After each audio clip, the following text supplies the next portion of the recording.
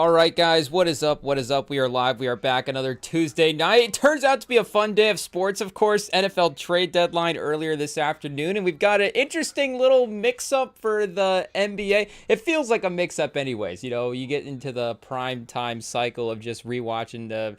It feels like sometimes you get in the cycle of rewatching the same primetime teams over and over again. You know, hey, yo, we're just getting... So it's like, how many times can the Knicks and the Celtics play in a week? You know, Philly, I guess, in the past has been in there as well, too. But, hey, yo, a little Magic versus Atlanta in the NBC game. So I don't know if the... I don't know just in general if the NBA has rules like the NFL. I think they do, where you do have to have, well, I guess I'm just going to say they do. I actually have no idea. If you do have to have the certain amount of primetime games per team, there's so many games that the opportunity to have just a random, like what even counts as well too, NBA TV counts as a primetime game, so you're probably just going to, get one as well too. Pause. I know maybe there's something with the playoffs, but then there's, all the playoff games are going to be prime time. So I would assume maybe it's a little bit different. But either way, it's just a little bit of a curveball, a slider. I don't really, maybe we don't know baseball as well as we thought. Hey, yo, we watched one World Series and we're going to start comparing games to pitches. But, Magic's versus the Hawks, a fun matchup to have in the primetime slot. And on the second TV, the B TV, Ayo, we got a little Pelicans Hornets. I mean, what is even our other options at this point? Bulls, Sixers, shout out Philly getting the impressive win at this point. Same with Raptors versus Bucks. So this game does happen to be the closest one as well too, if it just works out that way. But hey, yo, make no mistake, we're locking in. We're watching this game. Shout out Jordan Poole at the free throw line, getting his team to the lead here in the first quarter. So I don't know, Jordan Poole. Speaking of trade deadlines, Jordan Poole trade bait later in the season. Oh, speaking of Jordan Hawkins on defense on Colin Sexton. Hey, you kind of forgot about. It's still early, Chad. It's still early in the career, so we'll see what happens there. But we do have to get into the NFL trade deadline because, like we said, it was an exciting day for, I guess, Colts fans specifically. Cowboys fans, maybe exciting for them as well, too. I guess those were the major moves that we saw. I don't know if, comparing the NFL and the NBA again, if that sort of has the same economy. Like, hey, yo, speaking of economies, but, if it does have the same sort of middle tier of trades where you get this, I guess, we do get throughout the season the random seventh guy going here for a seventh rounder, sixth rounder, but on the trade, the fury of trade deadline day specific moves feels, a little bit more specific to the NBA. But regardless, those were the major story moves that were on the headline shows on the TVs at work today. Hey, yo, where do you work at? We work in a restaurant. If you guys don't know, it is what it is. So, you got a little ESPN situation off in the corner. It's better than not, it's good to be able to just kind of stare at the headlines randomly throughout the course of the day. It is what it is. But, here, let's see if we can get like a tracker and pull up all of the moves. Because I think, Shaheed. Yeah, there's a third one. I guess that's not Shaheed. Hey, shout out Jacoby Myers, but the Saints guy in the background. That's not Shaheed there, is it? No, that would be a defender. I guess, we don't know. Alontae Taylor, maybe? Who knows? But we do have Shaheed getting traded to the Seahawks, I think. So that's kind of a, is that the move we're going to start with? Shout out. But, pause. But we size up 20 deals from both sides. Okay, so we did have a pretty exciting day. We'll see again the sort of star power. Okay, there's some fun moves in here. Saints trade Penning to the Chargers, 7th round pick. Chat. Hey, yo, the Chargers are down bad. Oh, man. Shout out Trevor Penning, the Homestead guy. We're a fan. Yeah, we'll always be pro Trevor Penning here on the pod because UNI, shout out, if you guys don't know, Trevor Penning is a UNI alum. So University of Northern Iowa, of course, here in the home state. The other Iowa teams, being FBS teams, do have a little bit more direct competition, of course. Our favorite team being Michigan. And Iowa themselves, we would be closer to the Iowa. Hey, yo, Chad, we're, really pinpointed it down on the map here. But, we're more on the Hawkeyes side of the map than we are on the Cyclone side of the map. So, that would be the regional alignment here. But, so then they do have the most direct competition with Michigan. And have even had a couple of times, in all the sports, football, basketball, they've gotten some feisty upsets on them. as well too. So there's some bitter feelings at times toward the Hawkeyes directly, because of the way that some of the games play out. But UNI, again, I don't even know if Michigan's ever played UNI. Even if they did, hey yo, even if UNI, I guess if UNI, next thing we know, UNI is going to be upset Michigan in the tournament, because that could happen. I guess not. UNI, hey, shout out UNI, they never win a game. Michigan, they're too good. But the odds of them meeting in that scenario would feel like the most likely scenario, unless there's again another sport, baseball or something along those lines, where UNI is maybe a little bit more of a level up that we just don't know. But shout out. So that's probably the highest level local, state-wise university that we can kind of cheer for. And, again, not have any sort of, direct competition to Michigan. Ayo, it is what it is. So I'm not sitting here saying that we're following like UNI football game to game, but the investment in the players as well, too, when they get drafted, like those feel like the real home state guys. And, shout out UNI. Hey, yo, big endorsement here from the Remington Pod, UNI football, UNI Panthers. Let's go. But, at the end of the day, shout out anybody from the home state of Iowa that performs. Again, we're talking football, obviously across the sports, Caitlin Clark, wherever, obviously we're going to support, but, football as well too. Even if they do attend the, the Hawkeyes, they don't all have to go to Michigan, we'll cheer for them that way. And that would see, again, Michigan is like kind of a pretty disliked school. On the Hawkeye side of the state, again, we get more to the Cyclone side of the state. I don't know if it really matters. Different conferences, different, just different rivalries, different stuff going on over there. The only crossover would be the interstate rivalry. But I feel like it is one of those schools, too, where a lot of guys don't go from Iowa to Michigan. Maybe Michigan's not recruiting Iowa. I don't know what that says about Iowa. But, I feel like there's been like a tight end or a lineman or something. There might have been a tight end. There was a tight end that transferred from Michigan to Iowa, Eric All, shout out. But, hey, so, either way, we're keeping an eye on, Trevor Penning. We still got some Trevor Penning stock. We still hope that he can, make his way in the NFL as a starter. The Chargers, like we're saying, there's going to be they're not trading for him just because. They're trading for him because they need him.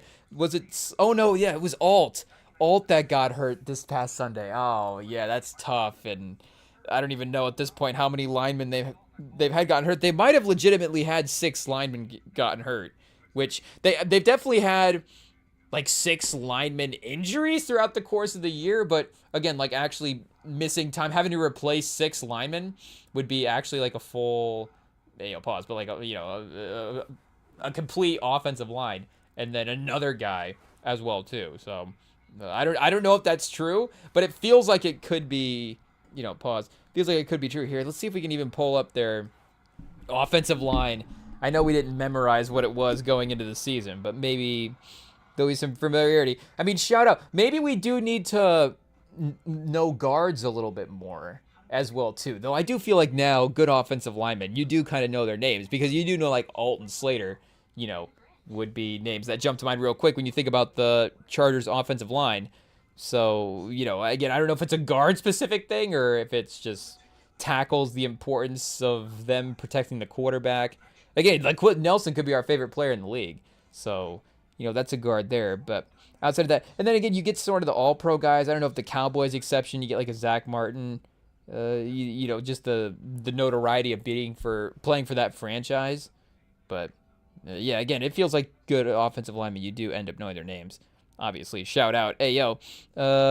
So, yeah, I don't know. Maybe Bozeman was the original center to start the year. I'm not sure. I guess we could probably look this up on Pro Football Reference as well, too. Oh, no, Pipkins. I guess Pipkins might have been on the team. I don't think he wouldn't have been. Like we just mentioned, the tackles. He wouldn't have been starting. Foster Serrell, shout out. Sailor, shout out as well, too. Hey, yo.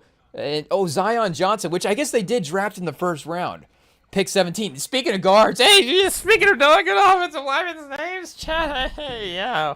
Maybe the Zion Johnson pick. We're still holding out hope. What, 2022 draft? Look at the calendar. 2025? Okay, there's still time. We'll see what happens. So that's not, at least, you're like, okay, if we have to have Min as the backup, like worst case scenario, that's not the worst case scenario, I guess. and Trevor Penning. So so that is Trevor Penning and Zion Johnson on the left side. Herbert's getting demolished. Hey, yo, chat. Hey, yo. It is what it is. Shout out. But Cian Vidal still is the starter. Good for our fantasy team. We didn't check our lineup this week, and make no mistake. Speaking of getting destroyed, chat, we might be out of the playoffs. It is what it is. Can we tank? I don't think it's a dynasty league. But, yeah, Herbert, hey, who are they playing on the schedule as well, too? And who knows? Maybe Penning, I guess there is a little bit of the, I guess, you know, I don't want to necessarily say locker room stuff, but he is a personality. He is maybe not, you know, maybe he needs the right set of circumstances for, you know, to get sort of the best performance. Hey, yo, you know, it is what it is. But maybe a Harbaugh locker room would be, I don't know if that'd be good for Penning or if he'd be like totally unleashed. Steelers, Jags, who, you know, do have good pass rushers when they're healthy. Raiders, yeah, I mean, you wouldn't necessarily look at the Raiders and be like, oh, you know, terrifying game, but divisional game, and obviously Crosby and Malcolm Kuntz, chat. Ayo, Tyree Wilson, I don't know, but Crosby, you know, gonna probably destroy Trevor Penning in that game. It is what it is. Eagles, Chiefs, Cowboys. You know, speaking of the Cowboys now, ayo, chat. It is what it is. But yeah, so that's at least something. 7th round pick. You know, you gotta just have bodies. To, I guess, have offensive line. I don't even, I guess, Slayer. So, wait a second. They don't have him penciled in as the starter yet. So, he's got to take snaps from either Slayer or Pipkins. But, you know, again, at the rate that these guys have been getting injured as well, too, unfortunately, maybe, you know, that he's going to be playing sooner rather than later. Oh, wait, they're going to kick him into guard? Let's see here. Offensive line has struggled. Yeah, you know, looking bleak. Interior has struggled. Somehow they're 6-3, a 70% chance to make the playoffs. Has experience at both tackle and guard. He struggled mightily earlier in his career with a 72% pass block win rate in 2023. That would have ranked last among tackles if he hadn't played enough to qualify. He improved in 2024, 85% rate over 17 games. That was merely below average. They drafted another tackle in 24. Calvin Banks in 25. They're trying, chat. Hey, yo. It is what it is. Penning's move to guard recorded a 93% pass block win rate average guard and 67% run block. Hey, yo. That's a, you know, pause, a bit of a dip. Granted, finding offensive linemen at the trade deadline is a bit tricky. If I would have preferred one of the Commanders' options, Brandon Coleman or Wiley. I think those guys did get traded. So we'll have to see ultimately, I guess, you know, hey, for us catching up, what those moves were, you know, in terms of assets going back and forth. I don't know. Assets. Hey, yo. Going back and forth. But picks, maybe we should just say picks, chat. But I can't imagine it was too much more. But I don't know. I like the swing on Penning pause. And at the end of the day, pass block win rate, maybe it's a little more important for the Chargers than the run block win rate. Again, protecting Herbert, definitely more important. You know, shout out Vidal. But maybe Vidal's good enough. I don't know. Can he create without Penning? Just don't run any plays to Penning's side, and we'll see what happens. Maybe it'll be a tell when they start subbing Penning out for the run plays only. But he's a good, you know, a good athlete as well too. I guess we'd have to go through his injury history and double check there. Like, has he, you know, is he putting up the same combine stats that he would have when he was out of the draft? But I like the swing. It's fun. I guess a 6th round pick, not a 7th, so maybe a little bit more than we thought. But still, 1 pick, not too bad. Again, athlete-wise, you just if you just re-entered the draft pause into this in 2027, he might go in the 6th round. So that's fine. But Bears trade trade edge rusher Trevon Shreonka. Hey, shout out to the Bears, former Washington defensive end. And he was drafted by the Bucs, so to be honest, I didn't realize he was on the Browns. That's always the fun thing about the trade deadline when you're like, wait, that guy was on that team and now he's on this team? So, you know, I don't know what that means. If it would have been the Bucs trading him to the Bears, it would have been like, okay, you know, second life, what does that mean? But this is, I guess, 3rd life, 4th life, we'll have to see. Him in a 7. JTS in a 7th for a 6th round pick. So the Bears, I guess, continuing to invest in defense. You do get, I guess it is a 2-for-1 at the end of the day. So you kind of have to do the move. And he was another super high draft pick as well. So first round, maybe he ended up going into the second round. I guess number 32 pick by Tampa, but never turned into what? Chat. Ayo, who wrote this article? This guy's just being brutal. Chat. Ayo, is this like a staff article? Seth Walder. Ayo, we got Penning over here. I guess it is what it is. Struggled mightily. We've got Srionka, never turned into what Tampa hoped. I mean, it is what it is. But he has 11% career pass rush win rate, and that's saying something too. He was on Tampa. He was playing against Trevor Penning twice a year. So I don't know. Trevor Penning's giving up a sack every 2 out of 3 rushes, and apparently, JTS can't get to the quarterback. But regardless, never turned into what Tampa hoped. 11% win rate, 15 sacks over 74 games. Adding him, especially in the wake of the Adengbo injury. Oh, former Colt, shout out. Season-ending Achilles injury. You don't want to see that. But, yeah, I guess he did get a little bit of a contract from him as well, too. So I know I don't know if this is, it's not an upgrade from Adengbo, but I don't know if he was necessarily a guy that was setting the bar to where the point that, again, with the maybe the talent that he has, who knows? I don't know if Ayo is a fine move, if unremarkable. I would probably have preferred Titans edge Arden Key, who I presume was available. The spot was more impactful. So Arden Key didn't get traded like the other 2 guys that he mentioned before. But needing the guy right away, versus the rotation is a little bit different. Again, if you're just adding him into the mix as a high upside athlete, maybe maybe he wasn't winning a lot of pass rushing situations, but you bring him in those scenarios, and maybe when he can just kind of focus his talents a little bit, it'll be a little bit different. But he will be in a little bit more of a primary role, I guess, with the injury. And I guess Austin Booker, who had a nice debut on Sunday. Oh yeah, so they drafted him, and maybe he slid in the draft, but he was a name that was definitely floating around, day 1 potential, day 2 potential for a while there. So I guess he's back in the mix now Sunday, and then shout out Daniel Hardy as well too. Yeah, Browns defensive line, of course, going to be one that is tough to make the list anyways, even if you are playing well. But for the Browns, this was simple and logical.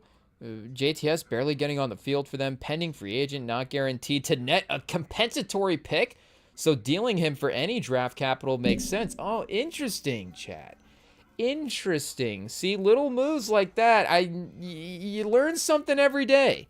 Of course, the compensatory picks is definitely something that, about. You're not always locked in on what is the level of the move that gets the compensatory pick. It's not necessarily something, every offseason I'm like, the Colts, we lost these free agent, but that means, 2 compensatory picks or whatever. So maybe we need to be a little bit more invested. But again, you're the Browns for one. So this year specifically, I guess, maybe not this year specifically again if you're Cleveland, but if we're just looking at this year, you're not necessarily winning any more games, and impact the season in a major way. So you're definitely know where you're headed in terms of your draft pick. And like you're saying, this is a guy that you're going to definitely have a lot of guys that are walking in free agency. And this one is, shout out. But if you're going to be rebuilding and going into a different direction, maybe not a priority to be bringing a ton of the whatever sort of build out of the rest of the roster is, bring that back. So again, just I guess like they're saying, dealing him for any types of picks makes sense. So I don't know if you're just trade all your free agents for any types of picks, and then I guess you could. You could go Sam Presti. There's no rules to say that. Is there a cap on how many picks that you can have? Hey, the third cap in the NBA is a draft pick cap. Maybe we have to have one now. But, chat, the first major move of the day. Quinnen Williams to the Cowboys, which was the first of course, this is where we had to end up at the end of the day. There's no other way to put it. A horrific trade for the Cowboys. Okay, our guy Seth Walder back at it, chat. I don't know. Maybe I have to pivot back now. I don't know if we're arguing against this guy specifically or, just giving our own opinions in general. But it's obviously funny that, again, like I'm saying, we get to this point where they're giving up a lot of high draft capital for a pass rusher where, hey, yo, you just had Micah Parsons on the team. You could have re-signed him. You could have had this defensive player of the year guy, just as much as like we get to the point where it's like, okay, Micah Parsons versus Quinton Williams, whatever, there's something I want to look into here with the moves, but at the end of the day, there's a drama-free aspect as well too that we know that Jerry Jones is not going to prioritize, but that you get away with as well with just re-signing your own guy who's totally worth the re-sign. On the other hand, it's not like you're just paying to avoid drama. It's worth it to get a good player, and on top of that, like I'm saying, you go on cruise control and everybody's happy, and it all works out. But they get to the point where their defense is the worst in the league. You feel like you have to do something. I guess Dak Prescott and the offense are, when they're cooking, they're definitely playing well. But Quinton Williams is, I guess we haven't necessarily looked into what he's probably is he not playing well this year compared to the last couple of years. Again, the Jets this year, it's like, okay, I don't even know how much we could blame Williams for any kind of drop off in the performances as well too. You could start getting into a timeline thing. Again, he hasn't been in the NFL for like a crazy long time. But the only thing that I was, that was potentially interesting in this deal was, so Mozzie Smith, shout out, Michigan alum, they did take him in the first round, if I am not mistaken. But a second round pick this year and then a first round pick in 2027. So did they get, I guess they what, got like Kenny Clark and then a second? So I was going to say, did they get 2 first round picks for Micah Parsons? But they may not have, Chad. So that's what I wanted to double check. What did the Micah Parsons trade end up being? Not to say that you would be in like a net positive, but just to see where they were at. Traded by the Cowboys to the Packers for a 26 first and a 27 first and Kenny Clark. Okay, so, I guess they did get the 2 picks. Kenny Clark, I don't know if he's done too much. Again, difficult to say. The rest of the Cowboys defense has been struggling as well, too. Even, the names in the past, guys like Bland, there was plays in that Monday night game. And I know nobody saw it, but there was actually plays in the Monday night game where Marvin Harrison was, routing up some of the corners as well, too. But let's see here. Kenny Clark. Okay, he's still on the team. That's good. Active. And I guess 51st, so top half, pause, of the league at this point. But, a decade into his career as well, too. Who knows if he's going to continue to be at, like, the best defensive tackle in the league type level, even if, maybe he wasn't quite there. Quinton Williams, okay, yeah, so PFF still has him at 7th. Shout out. I guess, we haven't watched a lot of the Jets defense this year. Quinton Williams, and that's, I guess maybe we could circle back on pause on this as well, too, when we get to the Sauce Gardner move. But I don't know if this is, again, like, if we're just looking at this move specifically, it's not a tragic move. You're getting a great defensive tackle for 1 first-round pick, and I don't know if, again, Mozzie Smith was definitely, like, going to go for a first-round pick himself, necessarily, if he was on the trade market. But completely unfathomable for a team like Dallas to be trading away major draft resources, for sure. Has salary-heavy contract. Season has a 7% chance to make the playoffs, and yet here we are. Break it down, starting with Williams himself. Don't let the negative rhetoric I'm using fool you. Williams has been a great player. Williams finished on top, in the top. Whoa, pause. IT, cut that out. Williams finished in the top 8 in pass rush win rates at defensive tackles every season, blah, blah, blah. But even as his pass rushing has fallen off, his run stop win rate has continued to rise. Cowboys had to be the highest bidder for Williams, who would have been really valuable for some teams. I guess, we weren't considering that as well, too. They got him for a good deal, but how come they weren't able to get 2 first-round picks for Quinton Williams? I don't know if that's is that just a value thing? Because the corner market, if you have a good corner, you have to pay him a good contract if you have him in free agency. We see in the trades now that the trade market is pretty valuable as well, too. But it's not like defensive linemen are any less valuable. So if he was again, more focus. And make no mistake, maybe Jerry Jones just loves stopping the run in theory. I mean, he traded for Kenny Clark because that was the whole thing in the press conference. It was like, well, now we can stop the run. I mean, it hasn't happened yet.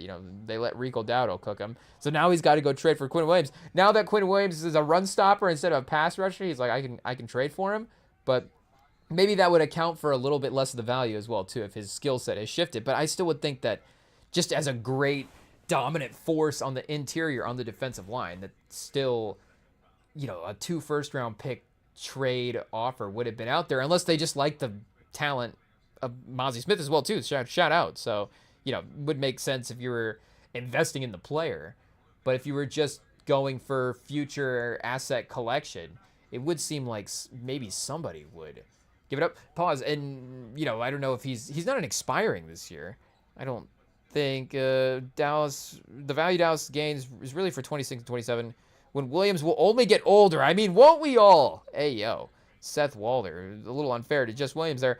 But they aren't getting those years for free? Williams' contract is salary heavy as opposed to bonus heavy. Okay, so assume the salary is untouched. Cowboys are going to pay Williams 21 cash in 26, and then 25.5 million cash in 2027. Oh no, the Cowboys are gonna have to fork over some money. I mean, again, it's hilarious that it has to be 8 weeks into the season and he's like, fine, I'll pay a defensive lineman that's maybe a little worse than Micah Parsons. Again, I want to say worse than Micah Parsons because that's definitely what's going to be said as well too. And shout out, it's definitely a compliment to Micah Parsons for the level that he can play at. But Quinn Williams is a great player.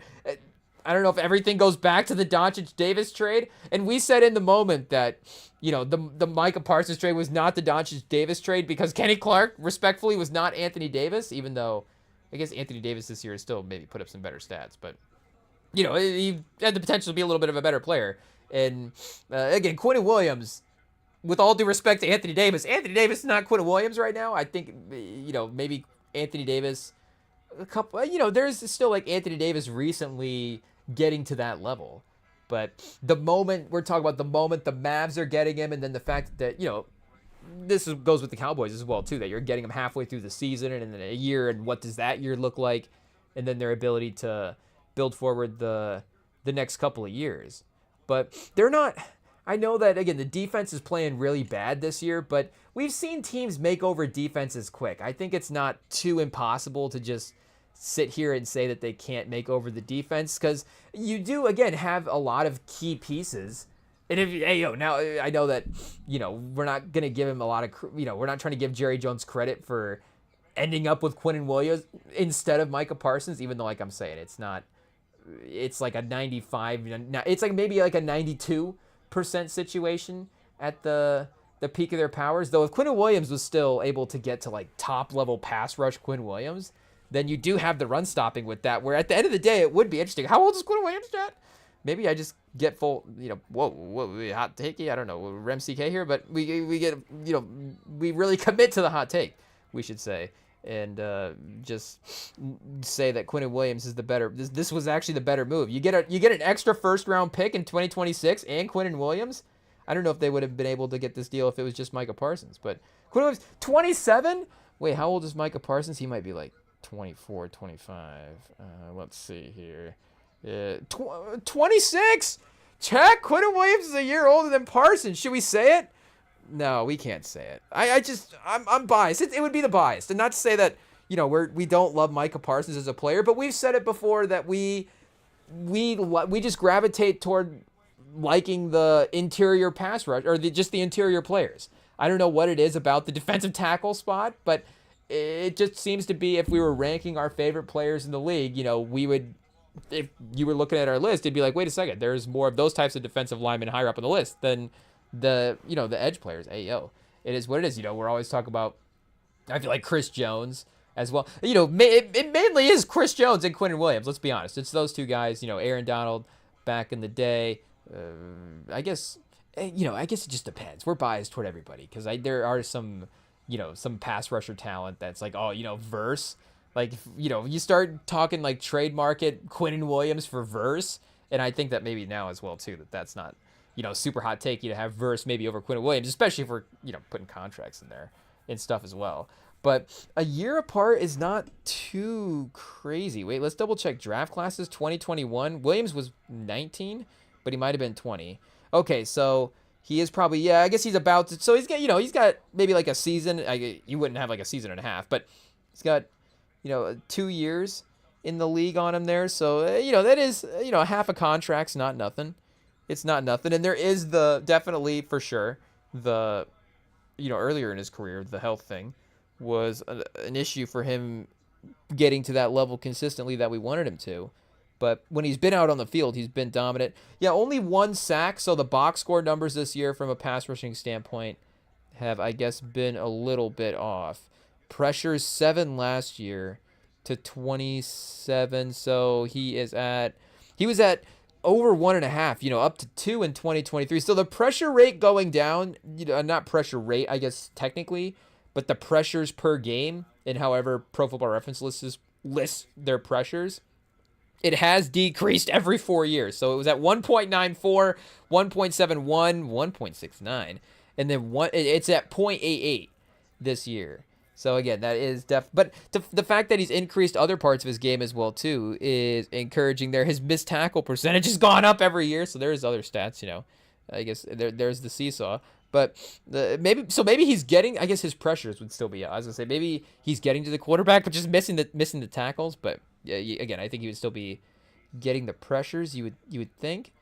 But yeah, so again, I wouldn't call this a disaster trade, but it is funny how it ended up how it worked out for him. And it is good for Quinnen Williams. I know it's not necessarily the biggest upgrade in terms of winning situations, but like I'm saying, they do have pieces in place now for if Jerry Jones just for some reason, I guess not for some reason, like, let's be honest, it is what it is. The Micah Parsons thing was just, they were whipping it out. It was a contest. It wasn't even about the smart football stuff, because we all know what the smart football stuff would have been. It would have just been to pay Micah Parsons. Like, it wouldn't even have been a question.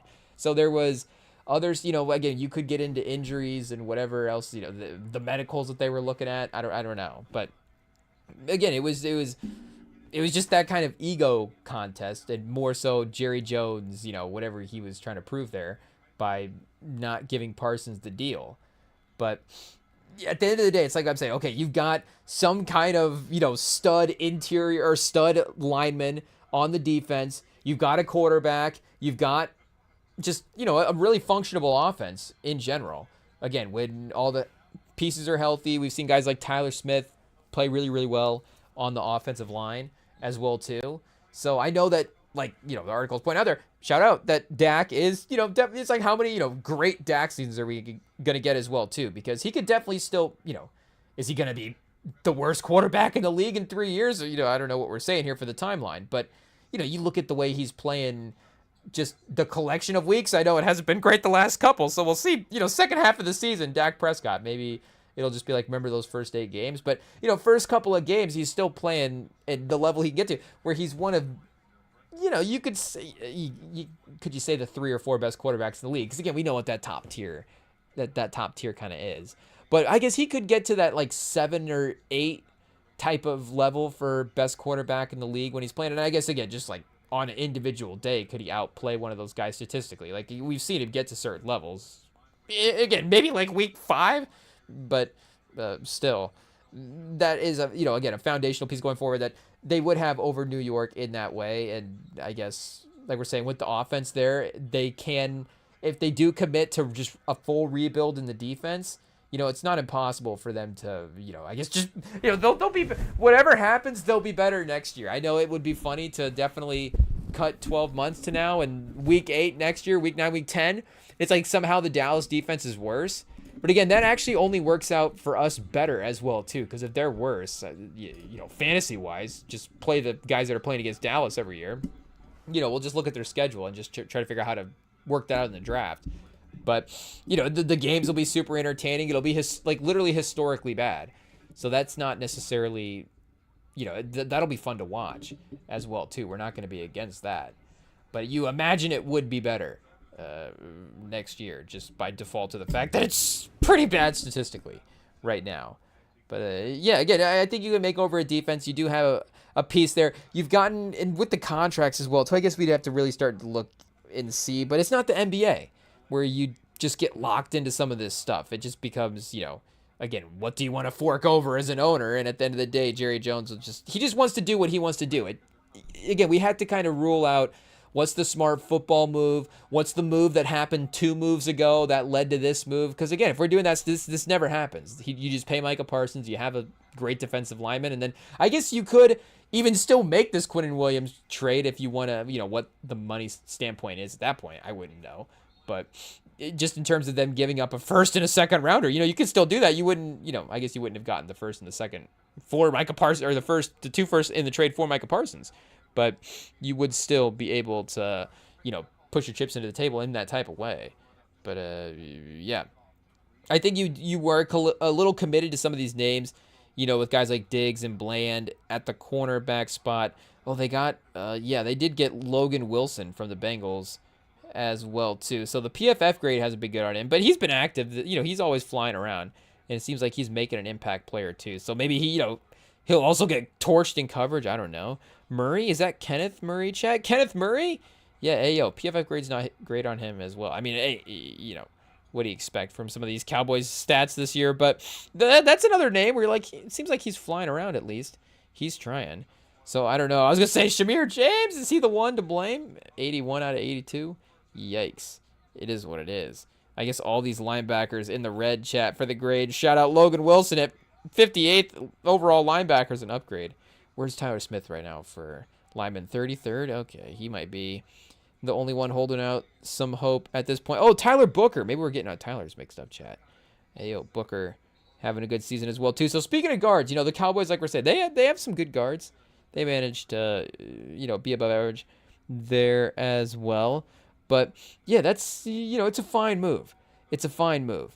It's obviously, you'd rather the team building be a little bit more drama-free and a little bit more flawless. But this is, at the end of the day, getting Quinnen Williams is not bad as well, too. And I guess, I don't know if they have the next Jets move here as well. They don't. They have Shaheed. That's okay. Shaheed to the Seahawks. Saints get a 4th and a 5th. Hey, so 2 picks for our guy Shaheed. Hey, yo, I think he might have been an undrafted player. So, at the end of the day, that is an impressive improvement from that type of stock right there. So, you got to credit the work. But the Seahawks as well, too, have been, near the best team in the NFC this year. I mean, you could argue and look at some of the stats. And like we said, just sort of the completeness and the balance of the roster. They might be the best case, just sort of the best bet, pause from top to bottom, that we have in that conference. And then you do look at a team like the Rams at this point, it would maybe be, just sort of the veteran stature of Stafford at this point, and the fact that he's a little bit more proven than Sam Darnold is in the playoffs. But, they really have, like we said with JSN, like JSN was up there for receiver MVP value because of the fact that they just haven't really had the number 2 guy to be able to complement them. I guess they have had that, though, the last couple of weeks. They have had that one. Is he a rookie? I want to say his name's maybe Torrey Orton. That is, I feel like, caught a couple of touchdowns over the last handful and has been really productive for him, starting to get some minutes. So you see JSN leading the league in receiving yards at 118.5 a game. He's at almost 1,000 yards through 8 games there. But, oh, wait a second.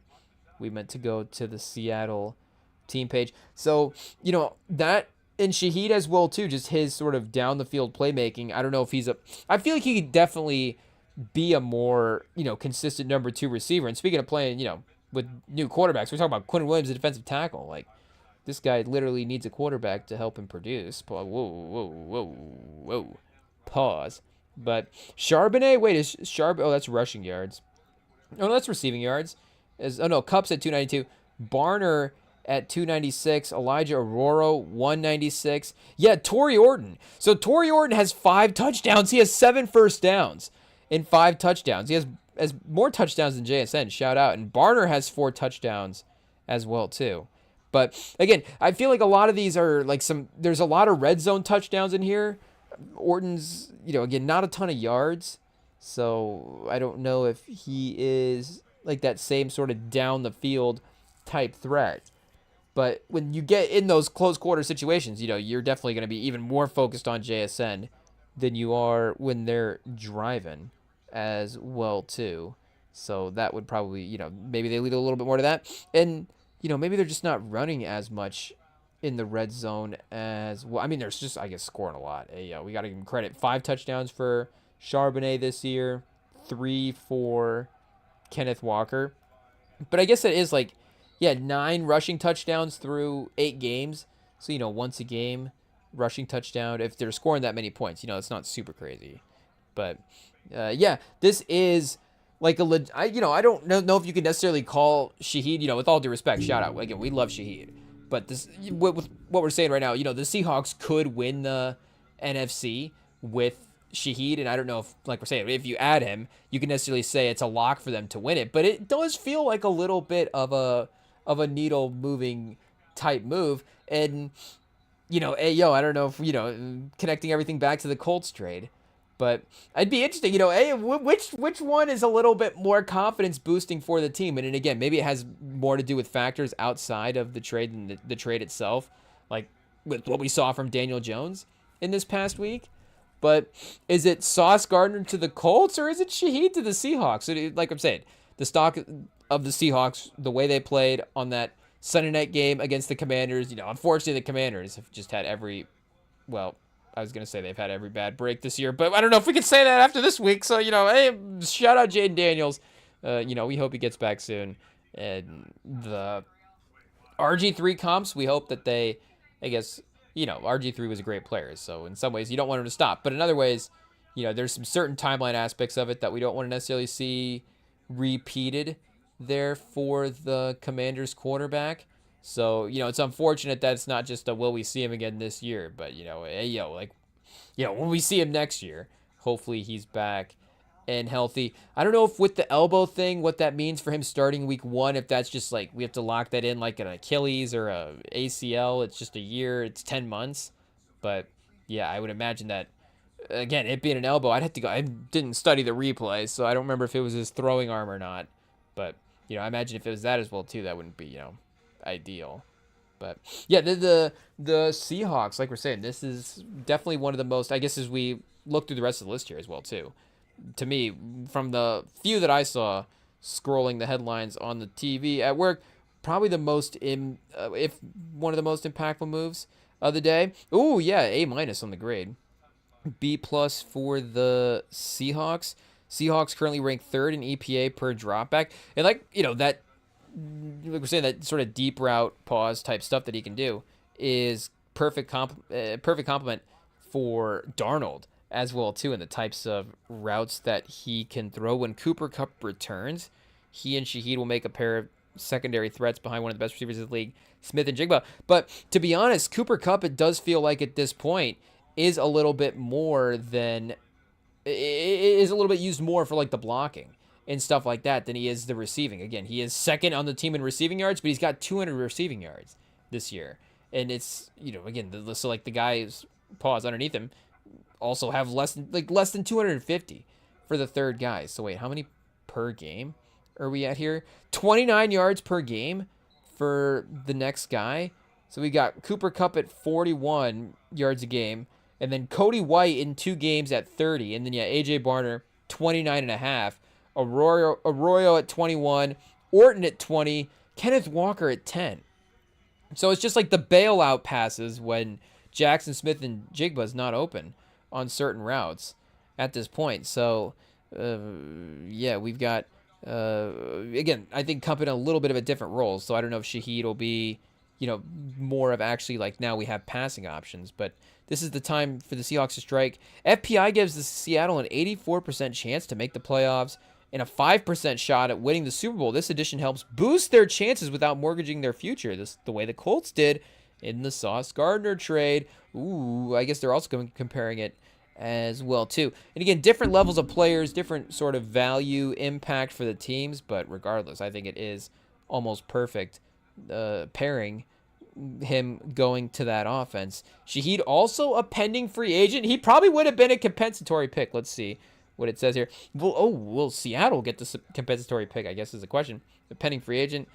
But given the leverage for the moment, the Seahawks and their need, I think they ought to be plenty willing to pay the cost. Shaheed is young enough that if Seattle doesn't retain him, he should sign a free agent contract that would yield Seattle compensatory pick. Oh, there you go. See, based on the contract that's signed, not just them leaving. But if the Seahawks don't nullify the pick with signings of their own, if the Seahawks don't nullify the pick with signings of their own. Oh, interesting. Because, hey, yo, chat, we're learning so much about compensatory picks today.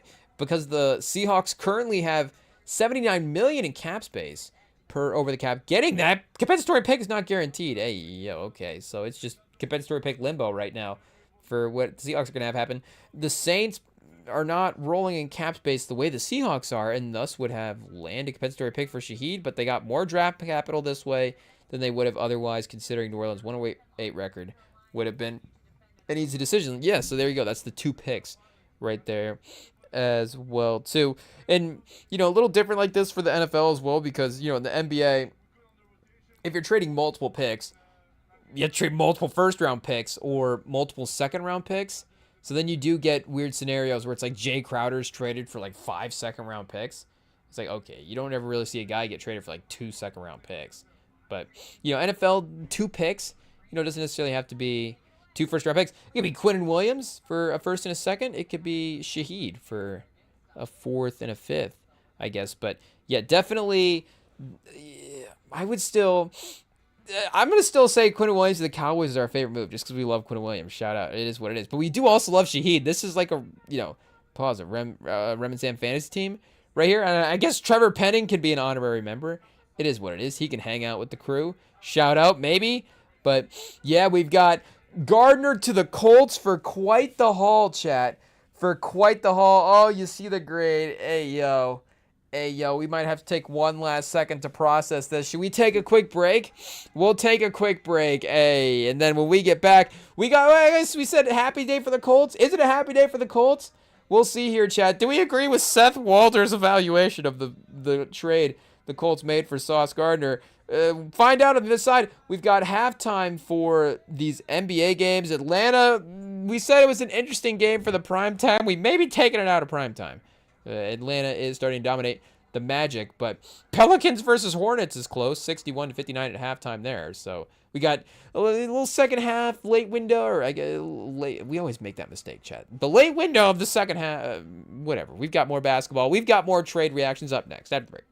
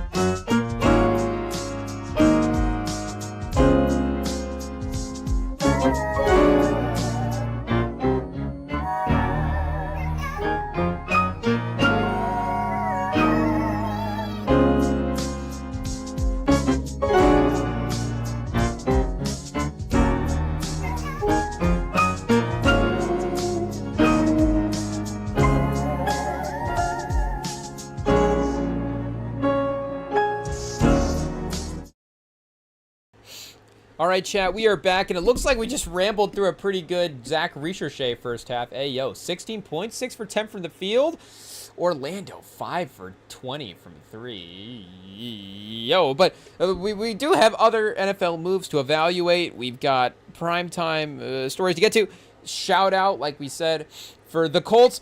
Honestly, just for being fun as well, too. You know, again, the Colts, it is tough because we only make so many moves. So in some ways, the moves that we make, it does feel like they're almost a little extra important, even if sometimes they're not always on the level of Sauce Gardner as well, too. It's like, okay, we're only going to make, you know, a couple of free agent re-signings, and we're going to save a lot of that money just to have it for when we re-sign our own guys, and just because we're not trying to be a super expensive team as well, too. But this is an interesting move for, you know, I'm not saying this facetiously. I'm just saying it as a story that is what it is. You know, it's a good test for the new owner in, you know, again, just to see a move that's being made because, again, the start for this Colts season has been absolutely phenomenal, and the moves that have been made have been excellent as well too. The talent that is brought in from the free agent standpoint this year was really, really good. Now, I don't know how much the owner was in on that, but you could, it was a little bit, I don't want to say, you know, again, like a super aggressive free agency because I don't know how much. Here, let's double check Ward's contract this year because I still want to say that, you know, like Phillip Rivers or Stephon Gilmore, one of those guys in like the low 20s that was like the highest free agency signing that that Ballard has ever had. And it's like, okay, it's like been those two guys and then, you know, Ebicom. I know we've gone through the list in the past. Hey, yo. I know that's exciting. A shout out to Spotrac for not loading properly. Hey, yo. It is what it is. It's our fault, Spotrac. Maybe we'll call out our own laptop. Hey, yo.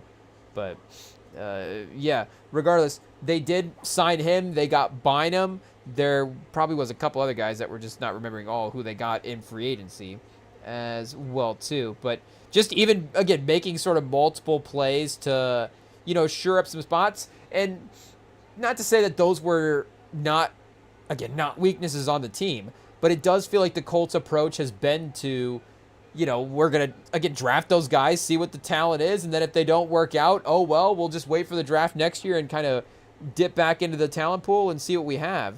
But there was an aggression in free agency to solve those problems, and this move as well, too. Again, you couldn't say this year hasn't necessarily been a problem year, but just the aggressiveness of this move to go out and acquire that type of talent as well is a little bit different than the way that the Colts have acted in the past. So I guess we're looking for Ward's contract here. Bynum, $7 million. See, good deal. Hey, yo, can't be mad at that. And Ward, yeah, I guess we're just thinking about more maybe the way he's played and the way that he was paid. Hey, yo, in the past. Where's our guy at, chat? Hey, yo, we're not. I guess we're missing him, but I'm not seeing our guy's name. Spotrac, not. Oh, injury reserve. Shout out. It is what it is. Yeah, 22-27 in dead cap. So yeah, but I guess a 2-year deal, average salary of 18 years. So they did some base salary messing around in this year, and then, you know, some messing around with the base salary versus the dead cap, it looks like, as well, too. I don't know if we fully understand all that stuff, but you see that, again, it's not like they just straight up paying him all this money. Like, there is some, you know, some maneuvering around with it. But I did, again, like I'm saying, those were both guys that I would have, you know, if they, I guess, you know, we had our own sort of personal free agency board, or just guys that we had liked watching and known were up for free agency. I guess if we just kept it that simple as well too, those were two signings that we did really, really, really like bringing in that talent. And, you know, obviously we really liked the acquiring of Sauce Gardner as well too. The trade itself is definitely a lot as well, but the more, you know, the more I was thinking about it, like if we were thinking about it in NBA terms, and especially with the limited nature of the first round, or just of the picks in general, where those picks fall in the first round is, you know, the perception of that is really important, or where you think that those picks could land in the first round. And I know that I'm not going to be able to recall a certain trade, but it's like acquiring, Milwaukee's first round picks and like the Drew Holiday or Chris Middleton type deals, or, if you trade Giannis to a certain team and then get their first round picks, well, they're probably not going to be that good because that team's going to be like a top 28 record, I guess top 25 record teams, in that range every year if they have Giannis. So you're just going to be drafting at the end of the first round every year. So that 2026 first round pick is, as we already know it, because, well, I guess the Colts could just really tail off here. That's,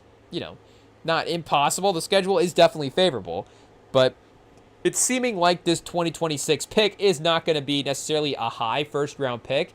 So again, in the NBA mindset of that is definitely not, like, again, giving up that lottery type talent. So the 2027 pick is definitely interesting, but I do think that's why, you have to kick in Adonai Mitchell as well too.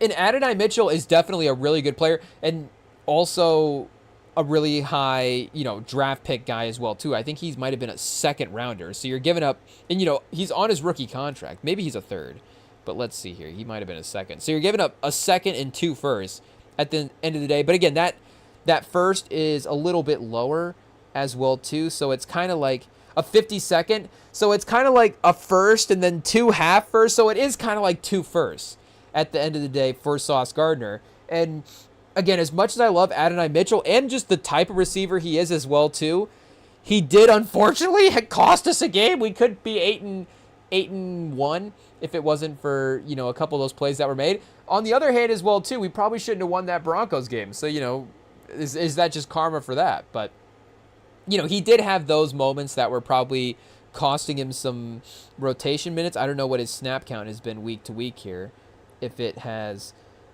fallen off since then.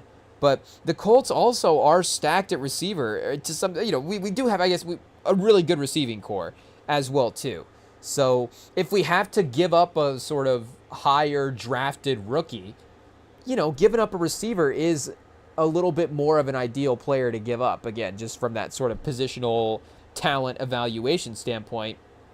If it was another corner or offensive lineman or something, like a second round offensive lineman for, Gardner would have been a little like, the depleting of the team almost at that point. But, obviously assuming he's impactful as well too. But the secondary looking pretty crazy, Chad. We're that's that Colts pest, the biased, I guess, the homerism pessimism. I don't know if that's a thing. But, you'll see the bipolar nature here. We'll obviously look at the team and be happy, but pause. But, us saying that Shaheed is a more impactful move, like, obviously Sauce Gardner is a first-team All-Pro player when he is really, really cooking.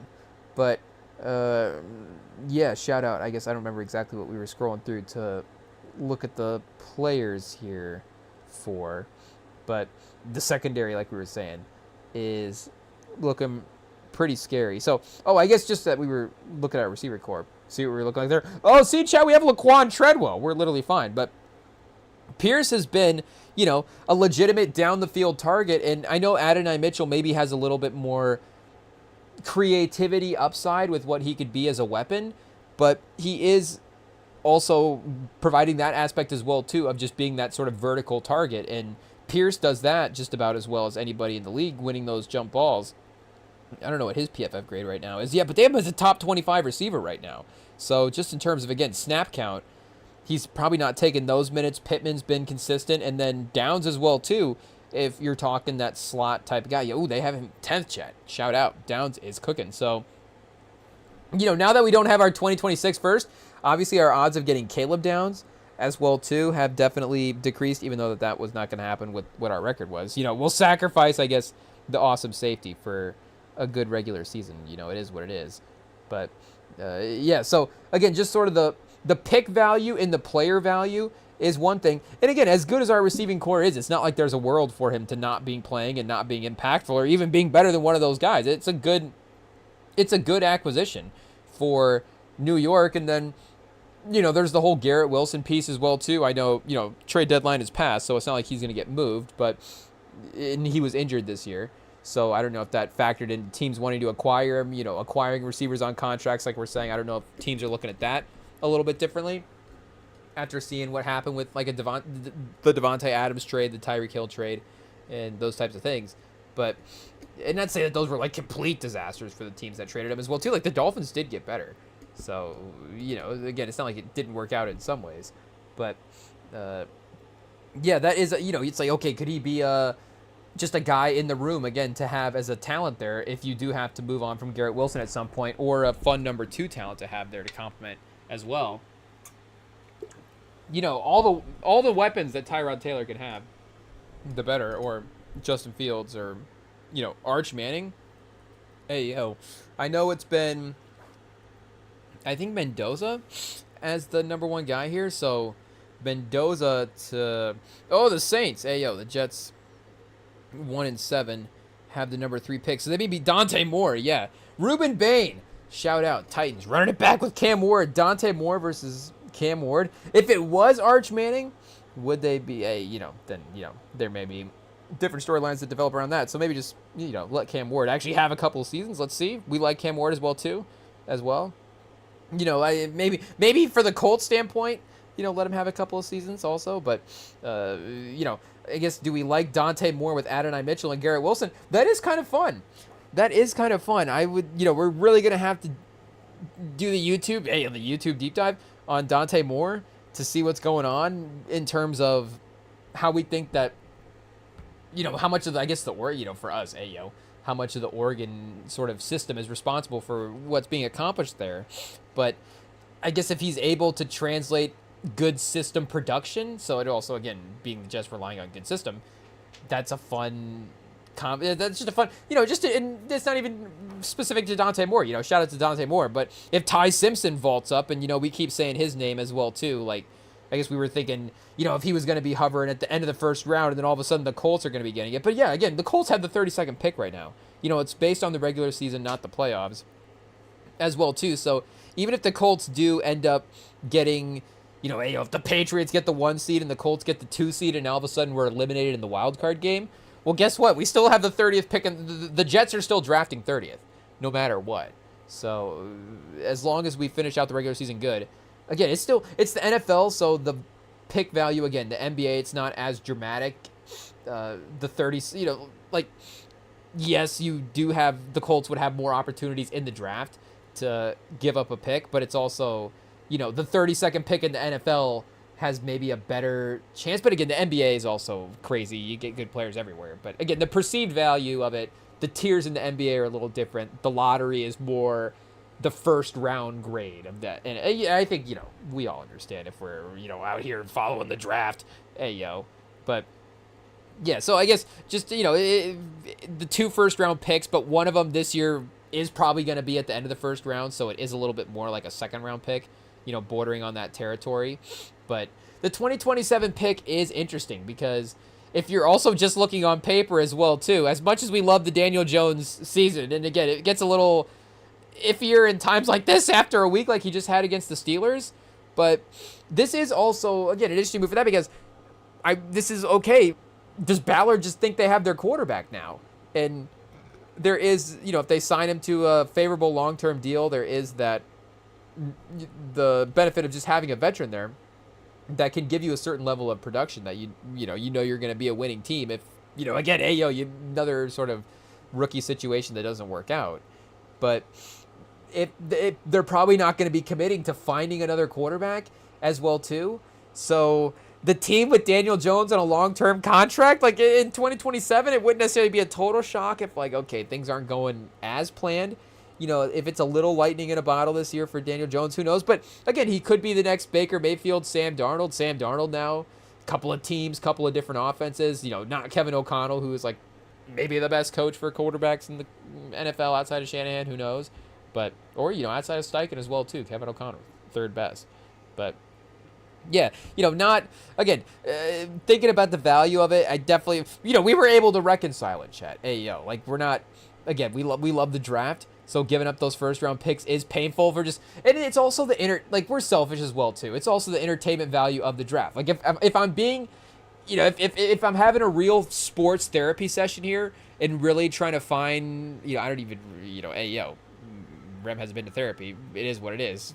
Do we have to get older? But, if we were really trying to find the root cause, I think that's a therapy term.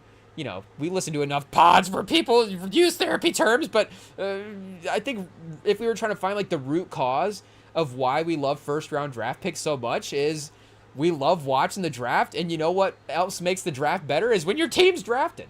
So we're going to be invested again in just sort of the talent board and where everybody falls. But if your own team also has stakes, hey, it's like having a bet on. So, hey, I guess we're just going to have to gamble on the draft to make it more interesting. It is what it is. You talked us into it.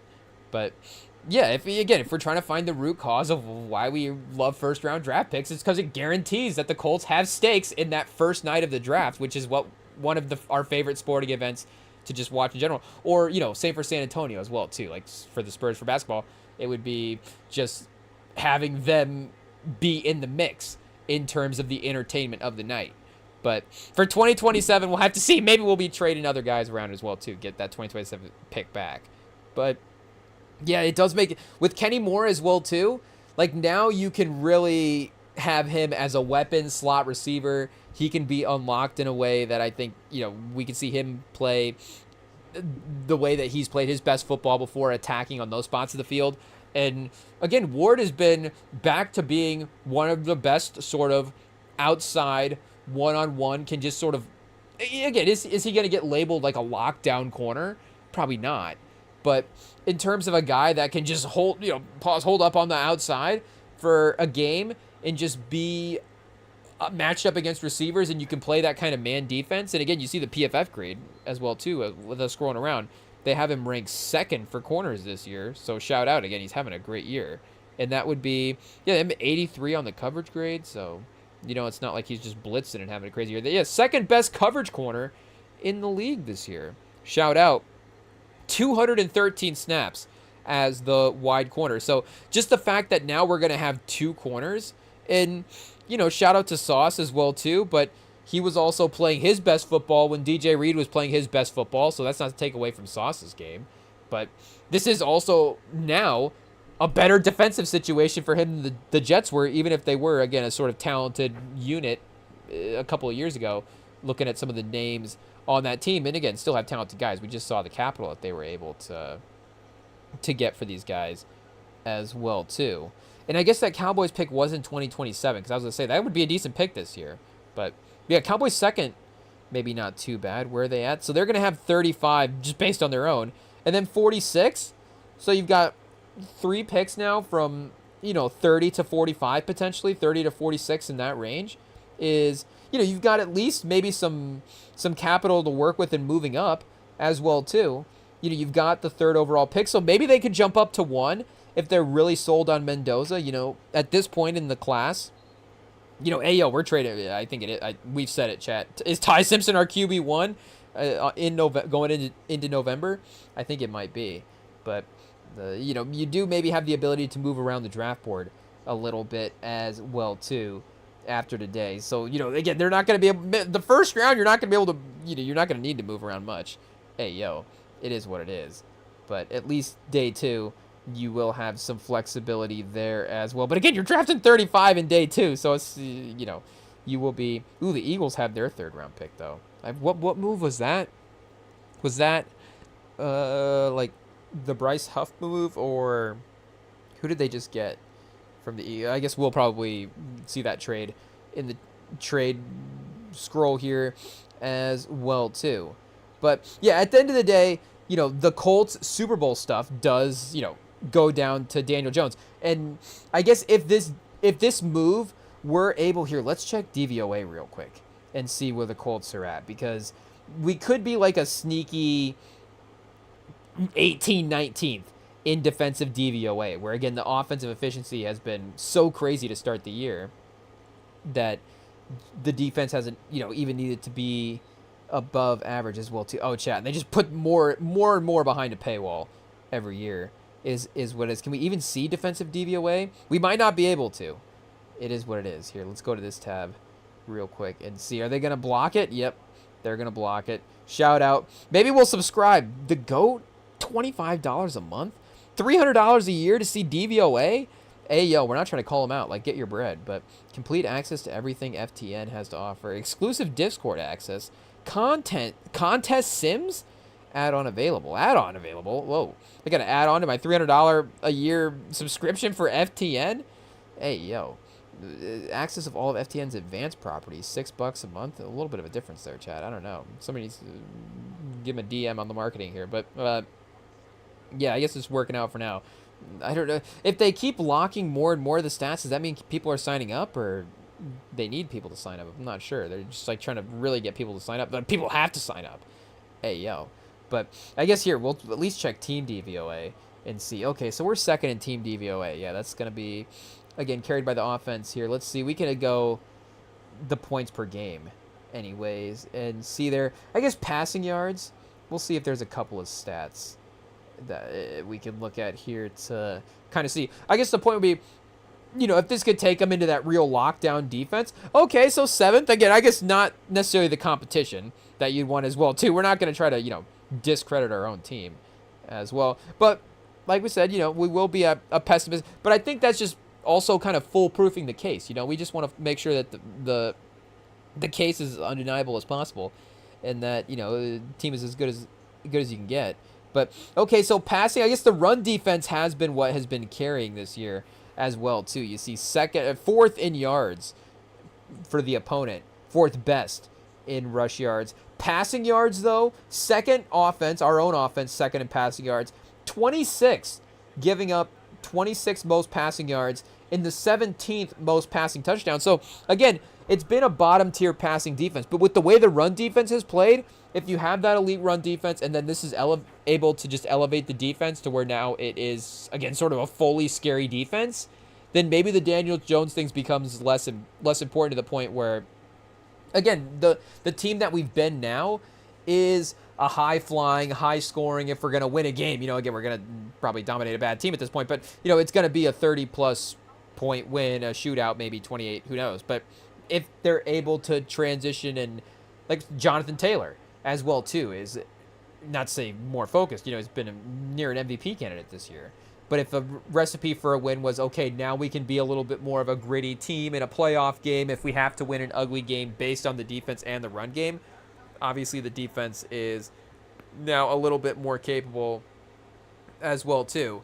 But, again, we do also have to consider the long-term Daniel Jones possibilities here, because if you're giving up that 2027 first-round pick, you're also obviously assuming that you're going to be good this year, and you're going to run back this team that's been good. Again, you're going to need to re-sign the quarterback to a different deal as well, too.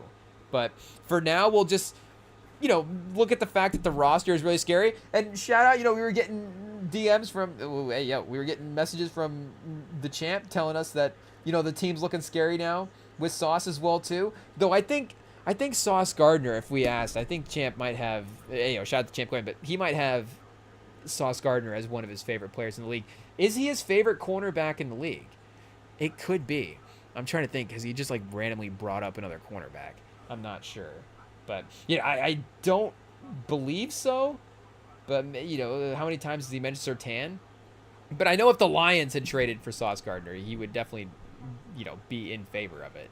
So you'd definitely be excited there. And like we're saying, we're excited to get definitely the name value talent, definitely to see maybe, again, a new era Colts, just the willingness to be aggressive. Not to say that, again, the Colts were never not committed to winning. We were definitely trying to be good. But there was a balance of the paybook trying to happen there, and maybe a little bit of okayness with mediocrity, and I don't know if that is necessarily going to be as fully the case now. So the aggressiveness you got to respect, and again, the talent, the timing of getting the player in his career, all that different stuff. It's not 4 first-round picks out in the future. There is that type of world as well, too. I don't know if the Jets sold a little bit low on these players. Again, I just don't ever understand the NFL trade market, so I don't know. But I do feel like they maybe could have gotten one more pick for each of the guys. It is what it is. I don't know if it was just sort of a bailout on the team that they had. But, again, they're going to have decent capital and flexibility for this year as well too. But I guess we can check the Super Bowl odds. I know the Colts already would have been decent. The Chiefs, they probably would have been behind the Bills. Yeah, it's going to be Chiefs-Bills still for AFC. This week's going to even out because the Bills win. But the Colts at plus 480, Broncos plus 750. And it does, Drake May, I don't know if Bo Nix was necessarily the most terrifying, quarterback to play against in a playoff game. But, Drake May definitely looking scary if they have to go up against him and just the individual ability for him to take over a game. But outside of that, again, with this secondary, it does seem like they could definitely shut down at least the teams below them on the standings at this point. Would they have won this game with Sauce Gardner against the Steelers this past week, though? See, that becomes the question because of the fact that we were just turning it over so much and, not playing a clean game. Kind of lost that game on our own factor, which there is an encouraging thing there as well, too. It's like, okay, I don't think we necessarily just got, beat up by a team.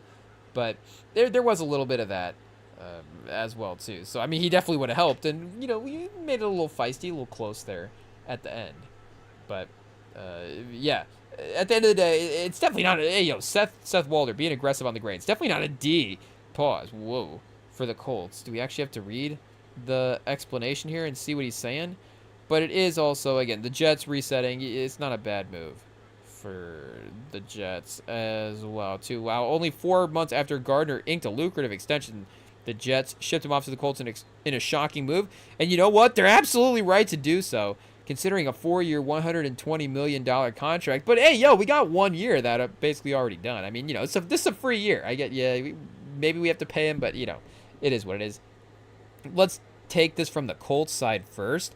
Woo, they're getting a player in Gardner who at his best is an elite corner in the league. Okay, that's all you need to hear right there. The numbers crept up to 0.9 recorded yards per coverage. So, and then it's back up to 0.1 this season. If Gardner plays at his full potential, he and Shavarius Ward, who's having an excellent season prior to suffering a concussion, could make a ferocious duo when Ward returns. It's understandable the Colts figured that it's time to strike. Daniel Jones dropped to 7th in QBR after a bad game on Sunday. I mean, still, Daniel Jones, top 10 quarterback. He'll take it. But the Colts possibly have the best rushing attack in the league. So, wait, he didn't say it's just the contract? He just said that it's a bad deal? All of that keeps this deal from being an F? Whoa! There's a world where Gardner is a difference between a Super Bowl and not? And that leverage is worth something, but that cost is enormous. 2 first-round picks for Gardner elevates him into a tier of non-quarterback compensation where I'm not sure he belongs, alongside players such as Micah Parsons, Tunsil, Khalil Mack, and Jamal Adams. Another Jets trade success. Unlike some other deals, Gardner presumably won't include a new contract by the acquiring team, but make no mistake, the Colts will pay plenty. Gardner's extension included only a $13 million signing bonus, the other money in salary, fully guaranteed option bonuses of $20 million and $10 million in 26 and 27. I mean, the Jets are giving their players money. Shout out. You love to see it. And as well, the Colts have played. We can't forget how tenuous this might be. They signed Jones to a bridge quarterback salary. Yeah. Okay, I don't know if that makes the move a bad move. Because, again, Sauce Gardner and this defense is still a defense you'd want to have, even if you're bringing in a quarterback. I still think having a good team is good. Again, if you're the Jets and you're just going absolutely nowhere and you're already a bad team with this talent, you might as well just trade it and start over. But if you are a good team with the talent that you have, when you have good quarterback play, then, you can keep that around and try to get better quarterback play. It would make sense. And this does seem like an interesting list here. I mean, for the trades, again, shout out Micah Parsons. We all know that trade was undervalued. So I don't know if you can necessarily compare him and Sauce Gardner in the deals because, again, Micah Parsons is a different level of player, but we also admit that trade just wasn't enough. And then Tunsil, Khalil Mack, and Jamal Adams, Khalil Mack was traded for 2 first-round picks, but I think the Raiders were a little bit worse, and I think it might have ended up being more than that as well too. Let's double check. And he's been traded, multiple times as well, so I don't know exactly which one they're referencing, but that initial trade from the Raiders to the Bears was the initial sort of mega haul, and I'm guessing that that's the one they're referencing here. But yeah, traded by the Bears to the Chargers, and that was a second and a sixth. So again, it's not necessarily nothing, but traded by the Bears with a second and a seventh for a first, a sixth, a first, and a third. So yeah, a lot more picks going back and forth, and they ended up being 24th and 19th. So Josh Jacobs and Damon Arnett. I mean, again, looking back, like I know it all depends on the names, and Josh Jacobs is really, really good. But you get, Khalil Mack and Cole Kmet, shout out, and Arlington Hambright. Arlington Hambright is one of the best names that we've had in the draft in recent years. Hey, yo, shout out to Arlington Hambright. Oh, he had a Colts run in there. Shout out, 2023, 2 games played. We should have been more locked in, I guess. 7th round pick for the Bears in 2020. I guess not in the league right now, but somebody needs to give Arlington Hambright another shot. Is he in the USFL? UFL? What's going on with our guy Hambright? But yeah, that doesn't seem too crazy. And then yeah, the second and the 6th round pick. So make no mistake, I think Khalil Mack, did he win his Defensive Player of the Year in Oakland? Yeah, I mean 25. Or, yeah, I guess in Oakland. Oh, then we're getting traded to the Bears. Ayo. So, yeah, he was just first team All-Pro. I guess won his Defensive Player of the Year. Oh, then they traded him after that. Then he had the season 18. And then they shipped him out. So, 27. One first team All-Pro after that. Pro Bowl, second team All-Pro. Again, really, really good player, for sure. One of the best edge rushers in the league. And 17 sacks. Hey, yo, definitely maybe a little bit more, notable season in 2023 a couple of years ago. But numbers-wise, that was a definite dip up. There's the injury there for sure.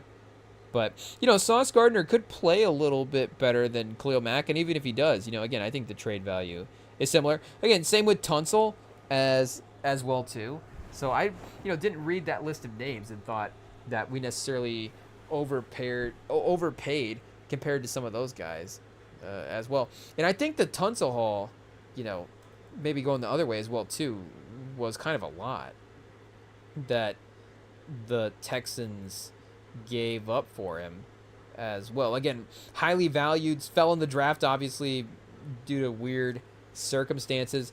Traded by the Dolphins with a 4th and a 6th for a 2020 first, a 2021 first, a 2021 second. Hey, yo. So, yeah, pretty good trade there. Traded by the Texans with a 4th for a 3rd, a 7th, a 2nd, and a 4th. A 3rd, a 7th, a 2nd, and a 4th. So, a 2nd, a 3rd, a 4th, and a 7th for Tunsil and a 4th. Okay, I mean, I guess, again, I don't really understand the NFL trade market. But, yeah, all of it seems pretty fair at the end of the day. So, maybe Seth Walder, we just have to take a pro-Colt stance because somebody's arguing against our team. But, hey, yo, we're definitely talking ourselves into the move. Into the move. Obviously, hot take. It's Sauce Gardner. But apparently Seth Walder not buying the move for the team. It is what it is. Shout out. Raiders trade Myers to the Jags. The Jags, multiple first-round receiver picks over the last couple of years. And you still have to invest in Jacoby Myers. So, I guess, again, worst-case scenario, they're going to be stacked at receiver if Brian Thomas and Travis Hunter, once he gets back healthy as well, too. But, unfortunately, even if Travis Hunter was having I guess, shout out, not to be disrespectful, but, even if he was having, I guess, a better rookie season, obviously, you'd still need to get the minutes back because he's not going to be playing due to the injury. And Myers is a good talent as well, too. Brian Thomas, we still hopes emerges as the number 1 receiver there for, top receivers in the league for Jacksonville. Raiders get a 4th and a 6th. Yeah, 4th is definitely not bad as well, too. A- on the trade. So they got more for Jacoby Myers than the Saints got for Shaheed. See, for the Saints got for Shaheed. I do like, we got the page dying over here, chat. Hey, yo, it is what it is. I do like Shaheed at this point a little bit more than Myers, maybe, but still, good move, I guess, like I was saying, by the Raiders. Getting that kind of capital back. And the Jags still do have, a little bit of a chance at the AFC South title. Maybe they could still stumble into a wild card as well too. So just because they lose a starter doesn't mean that you have to, just give up that spot on the field or, cave in the season as well too. Not to say again that was the type of injury that they got. Hey, we'll just reload the page here. Computer's struggling right now. It is what it is.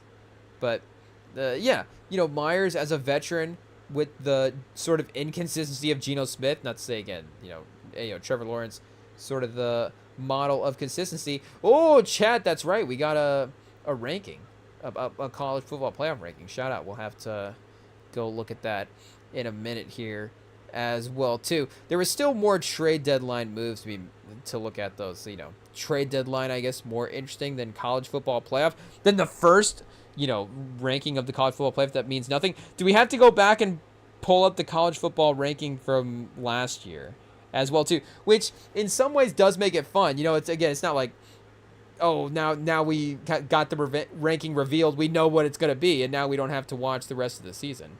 But again, in terms of what does it mean, in the importance or the predictability of it, it's clearly, just for entertainment value almost at this point. But let's see here. I mean, we'll definitely look at it.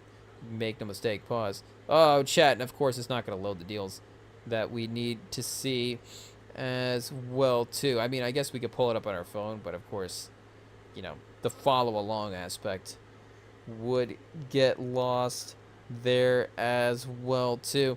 Do we talk about the fact that Kyler Murray didn't get traded today? Hey, of course, you see the headline here on the side talking about the fact that Brissett will be starting for the rest of the year. It's because Kyler's not healthy. Hey, we just got to let the man recover. It is what it is. But, they have also coincidentally played a little bit better with Jacoby Brissett as well too. So maybe it's more interesting that there wasn't a move for Murray, but he does have, of course, a pretty big contract as well too. So yeah, hey, chat, the ESPN may be down for a second. It is what it is. We'll just have to pull up the moves and follow along and just have, a different follow along thing in the background, I guess, as well too. But to get to the next move that was made, Wilson to the Cowboys. Like we said, I like his effort. So you need literally just anything for improvement at this point. We do get a B plus for the Bengals, B minus for the Cowboys. 7th round pick. So wait, who was a 6? Oh, Penning, a 6th round pick versus Luke Wilson. Again, I don't think Luke Wilson maybe has he been a better player than Penning, but is he a better player than Penning? Though I don't know if he is logging a ton of starts for the Saints like they pointed out in the past. So we'll see. Can the Cowboys stumble into the playoffs with a Luke Wilson, Quentin Williams rebuild on defense? But like I'm saying, see, immediately you can just kind of invest in some spots, and I know that that's probably not going to turn them into being, a top-end defense in the league. I mean, we'll just have to see how impactful Quentin Williams, I guess, is, MVP chance for him at some point in a couple of weeks here if he really gets going. But, the ability to just bring in veteran talent and above-average guys, and, if you go acquire a bunch of, again, say respectfully, but above-average corners and safeties and just do what the Commanders did a couple years ago as well too. You can get that level of effort and coaching. If all the pieces go together proper, obviously, pause, then it'll work out. But you can kind of quickly jumble together that a little bit, I think, better than so. And you can draft players, the receivers and the running backs. The ability to draft them has definitely seemed like it's increased over the last handful of years, and the reliance on replenishing that talent has definitely been there in a different way for these teams.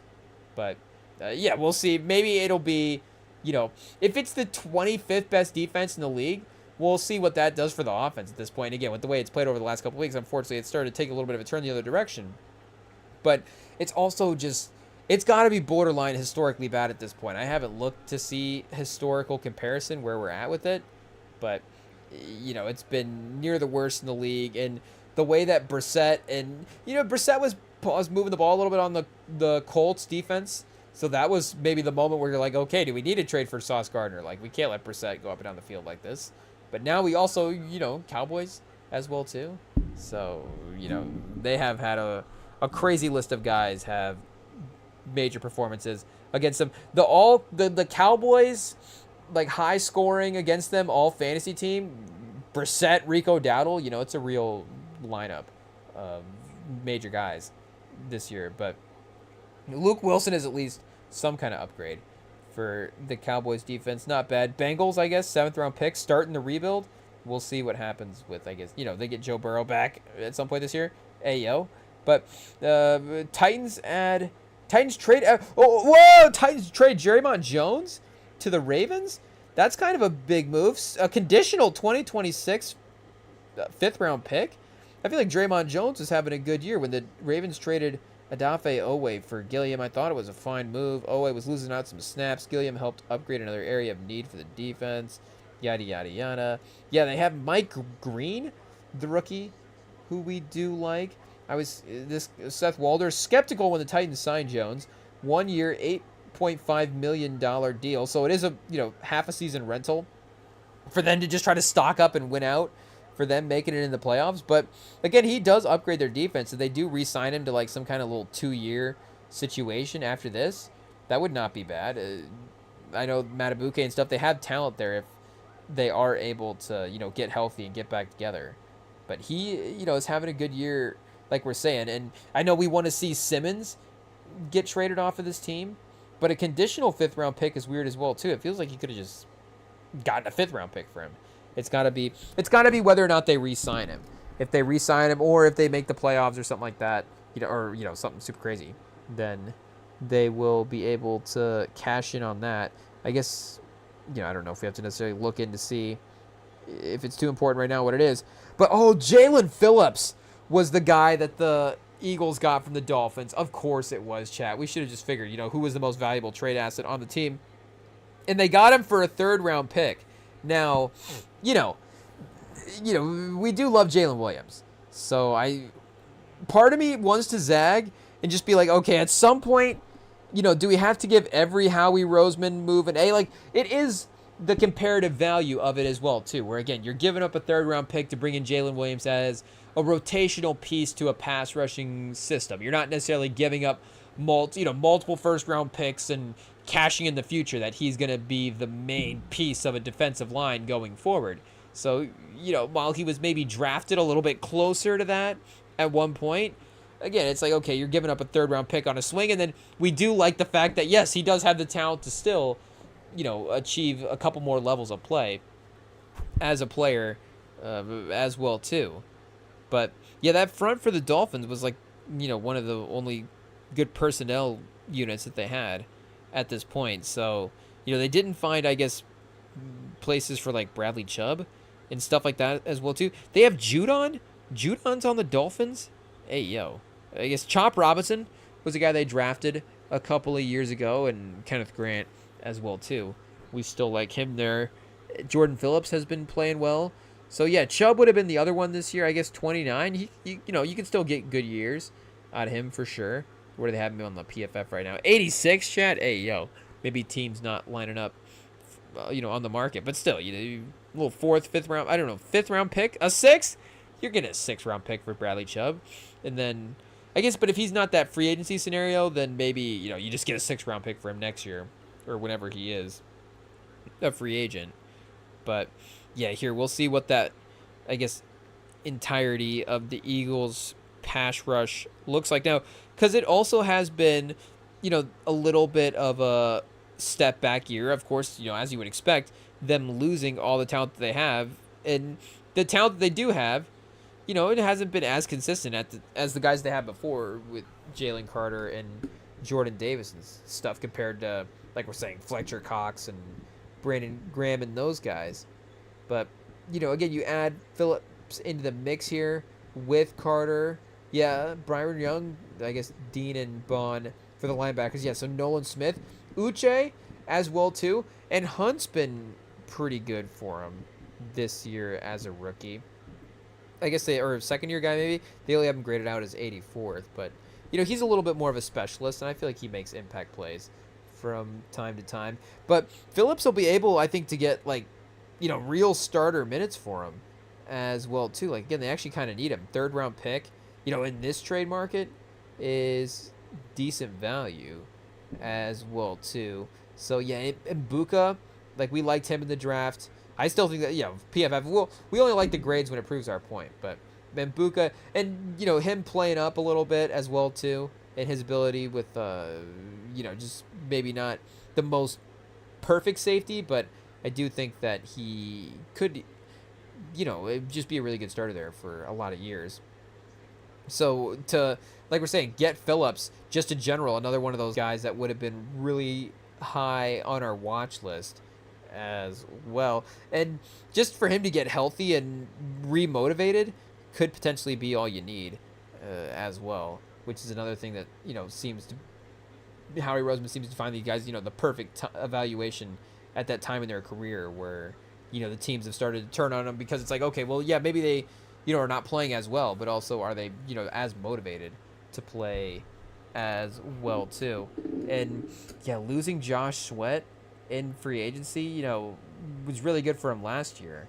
But that'd be just an interesting type of trade as well too, to see like what maybe Josh Sweat, Jalen Phillips type move would be, and if that would almost be again a long-term type upgrade for him. And they did also get, that's right, Jair Alexander from the Ravens. So they got Jair Alexander in a 7th, and the Ravens got a 6th. So again, you're not really giving up much. You're just, I guess, taking a swing on the depth there. And just if you need him to, back up for injuries and stuff, then you do have experienced cornerback minutes to go to. And he was having some rough highlights there for the Ravens, but I still think that he can, maybe in more limited minutes, give you good production as well too. Yeah, Adoree Jackson, I guess here. Let's see. Did we reveal the grade for Adoree Jackson? Yeah, 102 out of 107. Hey, yo, so maybe PFF is accurate. I don't know. But he definitely gets picked on. And you do have, again, good other corners there as well too, DeJean and Mitchell, so maybe it's not fair that he's just going to get a lot of looks that way. But, yeah, he doesn't necessarily, keep the teams feeling risky looking that way as well too. But Eagles also get Michael Carter in a 7th from the Jets, and the Jets get John Mechie in a 6th. So I mean, the Jets now, yeah, the receiver room. I mean, Mechie at Adonai Mitchell, and then I guess once Garrett Wilson gets back next year, because that will be, I guess unfortunately a tough injury.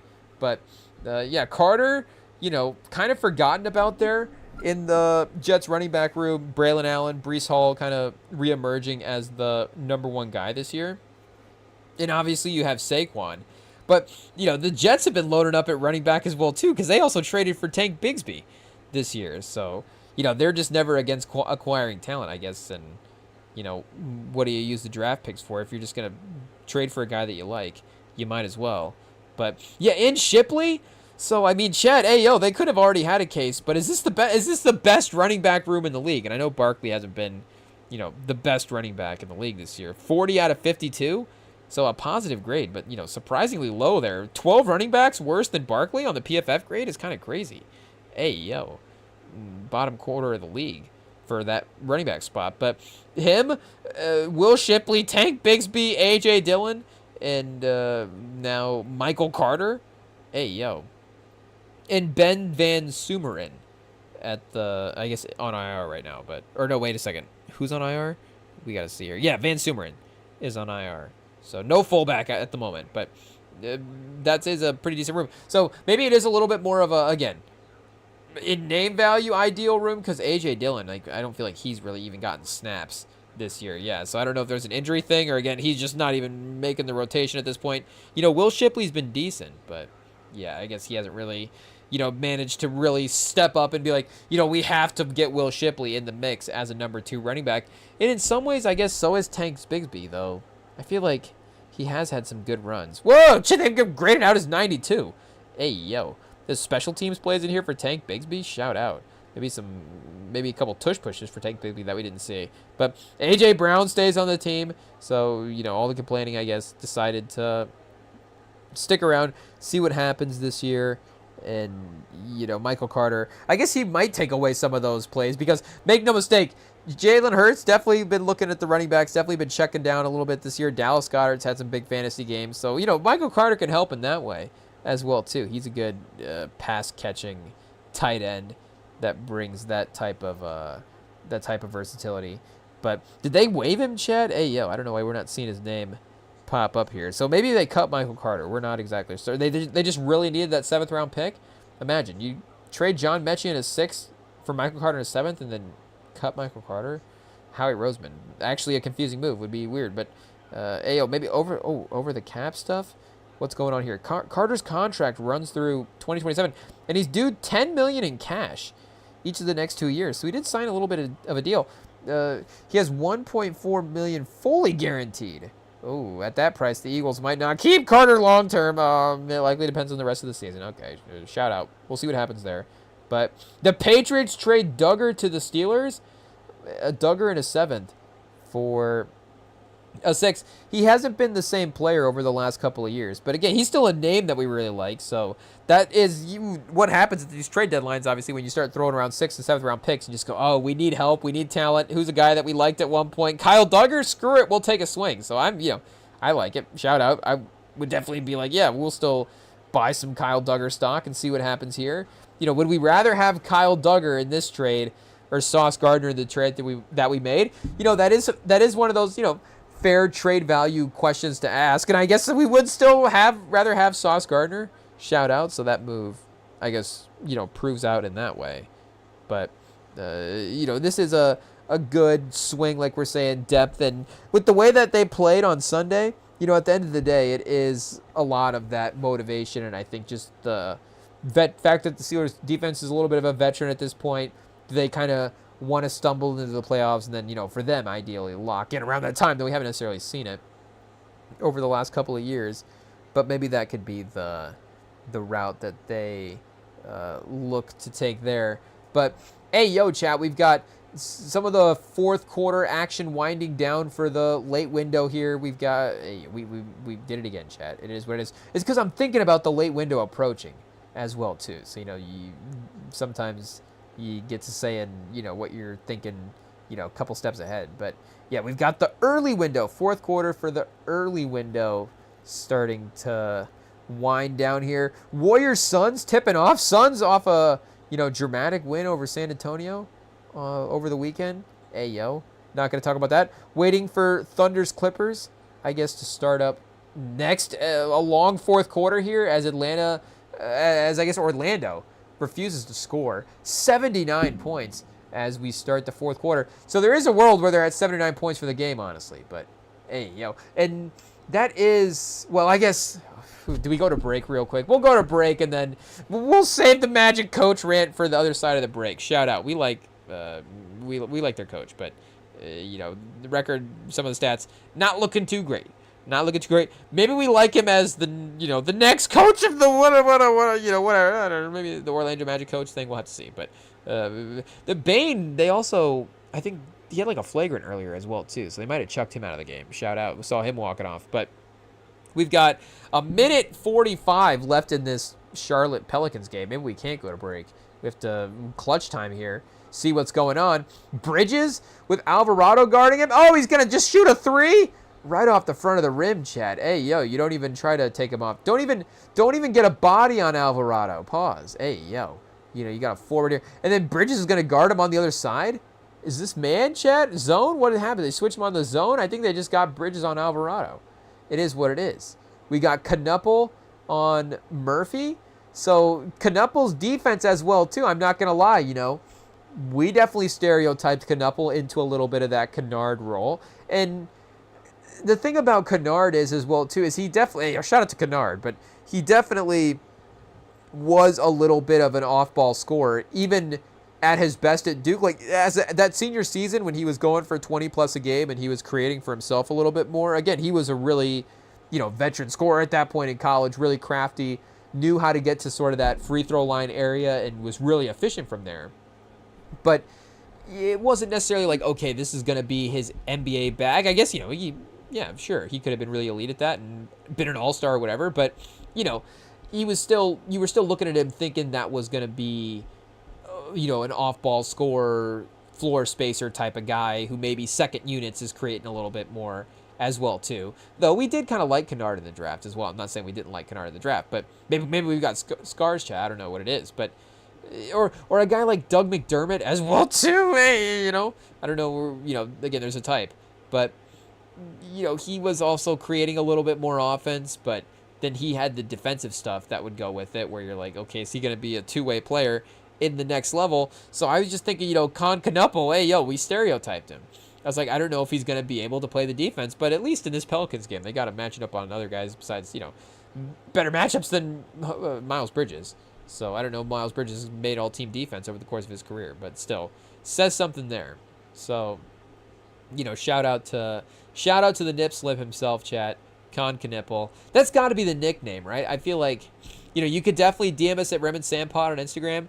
Any nickname suggestions you have for Con Knuppel, but the nip slip has to be way up there. And again, it feels like we said, we definitely stereotyped his game, but offensively, slippery type of game is crazy. But it does feel appropriate for just the type of offensive player that he is as well, too. So somebody on the Magic just completely airballing a three. Hey, they're still at 79. So we were definitely in on the Magic as a take a step forward team this year. And unfortunately, they have not been that. I'm trying to think who we thought was going to be that in the NFL. I guess we did like the Raiders for being a playoff team. Though I didn't think we were, because the Magic, it was like, okay, they're obviously gonna be better, but maybe they could even win the East. Like, I don't know, are they gonna be that good? Is the East gonna be? Is it gonna align enough for them if they, with the talent that they've acquired? Could they actually get this conference and win the 50 games and go through the playoffs? I don't think if we thought the Raiders were going to go through the playoffs, but we did think that they were going to be better. I don't know if we quite had it narrowed down in the NFC as well, too. We did really kind of just run back a lot of the predictions for last year.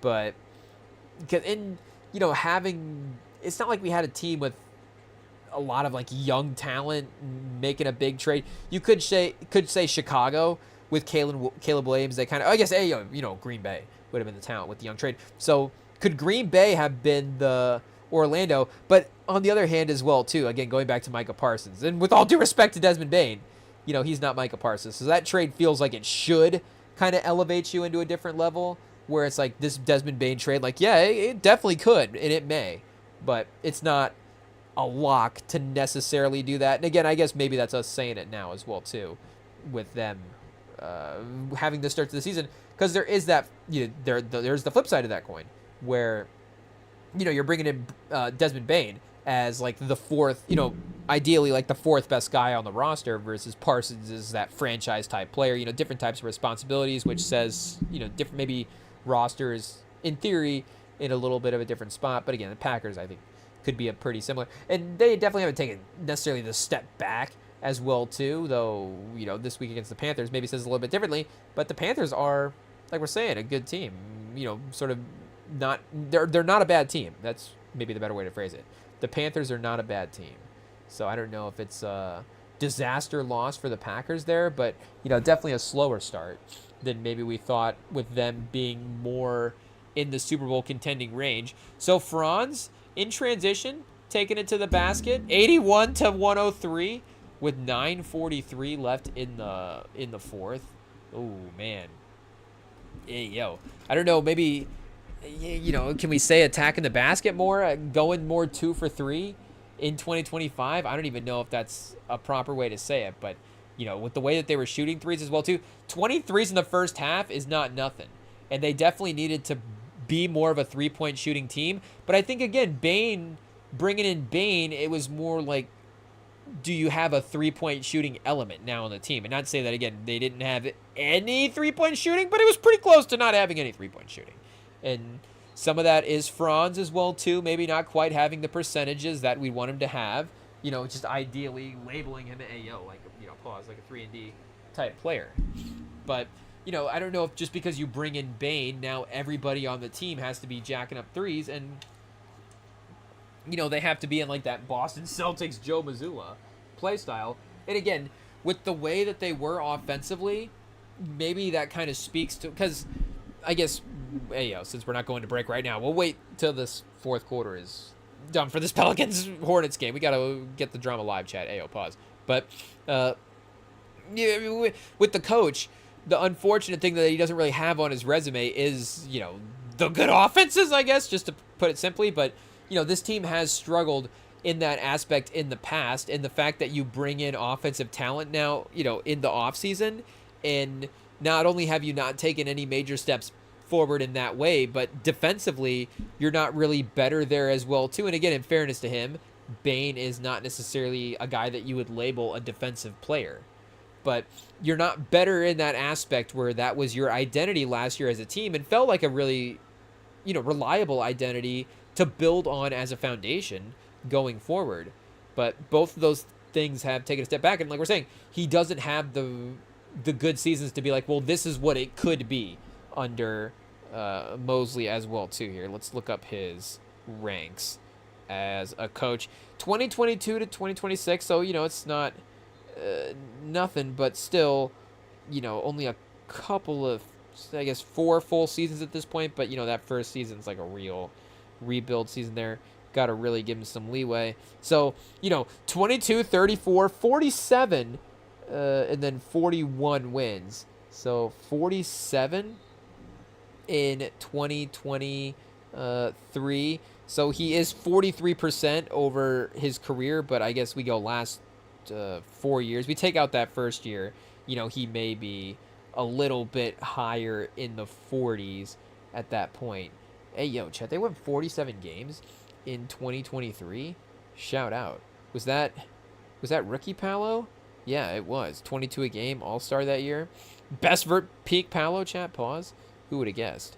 But yeah, again, they had an identity, and it did feel like they had, a little bit more stuff to rely on back then. But now, unfortunately, with both those things trending the way that they have, it does seem like, there may be a little bit of a shakeup at some point. So I guess the thing would be, do you have if you have the offseason coaching search, then you have those names, and this Magic team, again, as much as it's underperformed this year, it's not nothing for a core, for a young coach to take over and see what's happening there. And, we're trying to watch this Pelicans drama live, and Pelicans now up by 3. I don't even know what happened. It is what it is. Something happened. Charlotte lost the game somehow, so maybe it's better that we don't see. Trey Murphy's smiling, though, so does that mean he hit a big shot? Pause. We got Alvarado hyped up. He's just going to be hyped up either way. Derek Queen.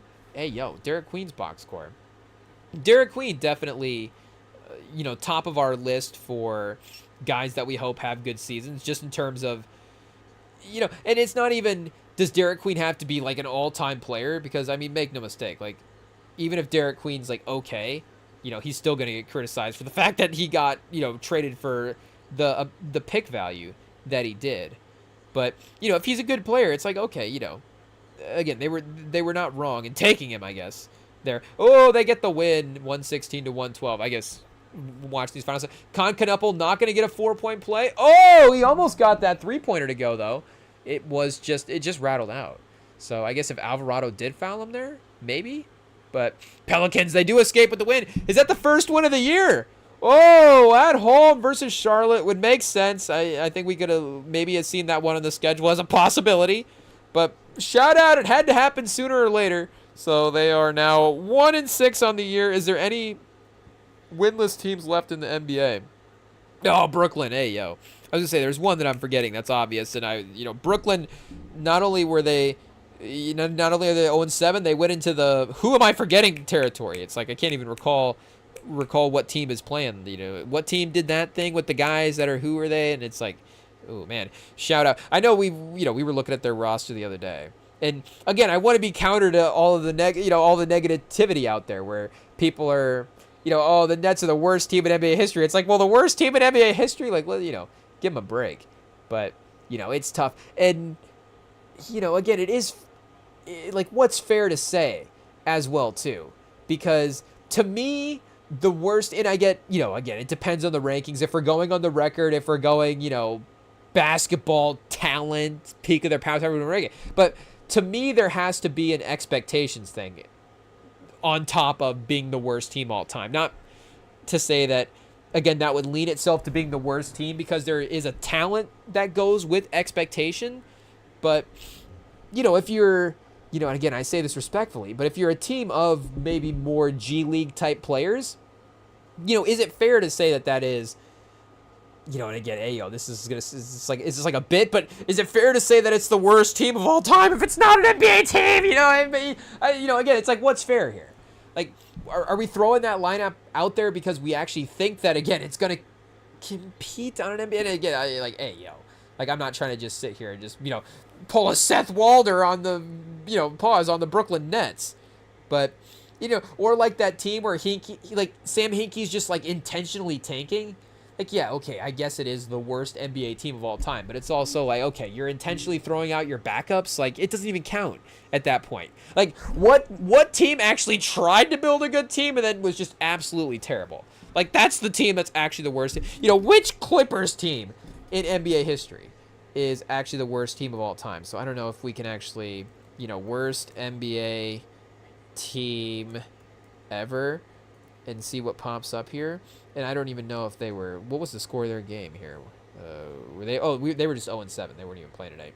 We were just looking at their record. So, shout out. They're taking a day off and can't even, take a day off in the, in the conversation as well too. So the worst team ever, the 11-12 Charlotte Bobcats. Yeah, see, shout out to the Bobcats, but I think they might have had some dudes on that team. Was Ricky Davis on the Bobcats team that won 7 games? Or like Gerald Wallace? Like, if you have Gerald Wallace and you win 7 games, like, see, now shout out, you can qualify. Hey, we really tiptoe around, what we're saying here. The Stephen A, no disrespect to Kwame Brown, but maybe that we just make this a segment. So, NBA players, tune out for this part of the live stream. Gerald Henderson, DJ. Yeah, see, Chad, this is actually an NBA team. These are guys right here. So maybe there is, I don't know, we pull up a side-by-side. Let me open up another tab here. Let's pull up a side-by-side for this Nets team and see what we have here. And will we have the same sort of impact from some of these guys as well? Because I don't know if any of these guys became, best players on the roster at their time. But you do have Gerald Henderson, DJ Augustine, Boris Diaw, Corey Maggette, I guess, 32-year-old Corey Maggette, Kemba Walker, 19-year-old Bismack Biyombo, Reggie Williams, Byron Mullins, Derek Brown, DJ White, Tyrus Thomas, Jamario Moon for 8 games. Chat, this team was stacked. Ayo, but again, those names, Boris Diaw won a finals with the Spurs. DJ Augustine, I almost said he made a finals with the Magic, but that was Jameer Nelson. Ayo, shout out. But was DJ Augustine on that team? He might have been on that team. Jameer Nelson was the more important point guard that I was going to credit DJ Augustine for being there. Why did it just open up a Nets tab? Oh, wait. Oh, there we go. Looking for DJ Augustine's page. Was he on that Orlando team? No, he was on, I guess, wait a second. What year was that Charlotte team? Oh, so right around the time that Orlando made the finals. So yeah, ayo, Jameer Nelson and Jameer Nelson only on that roster.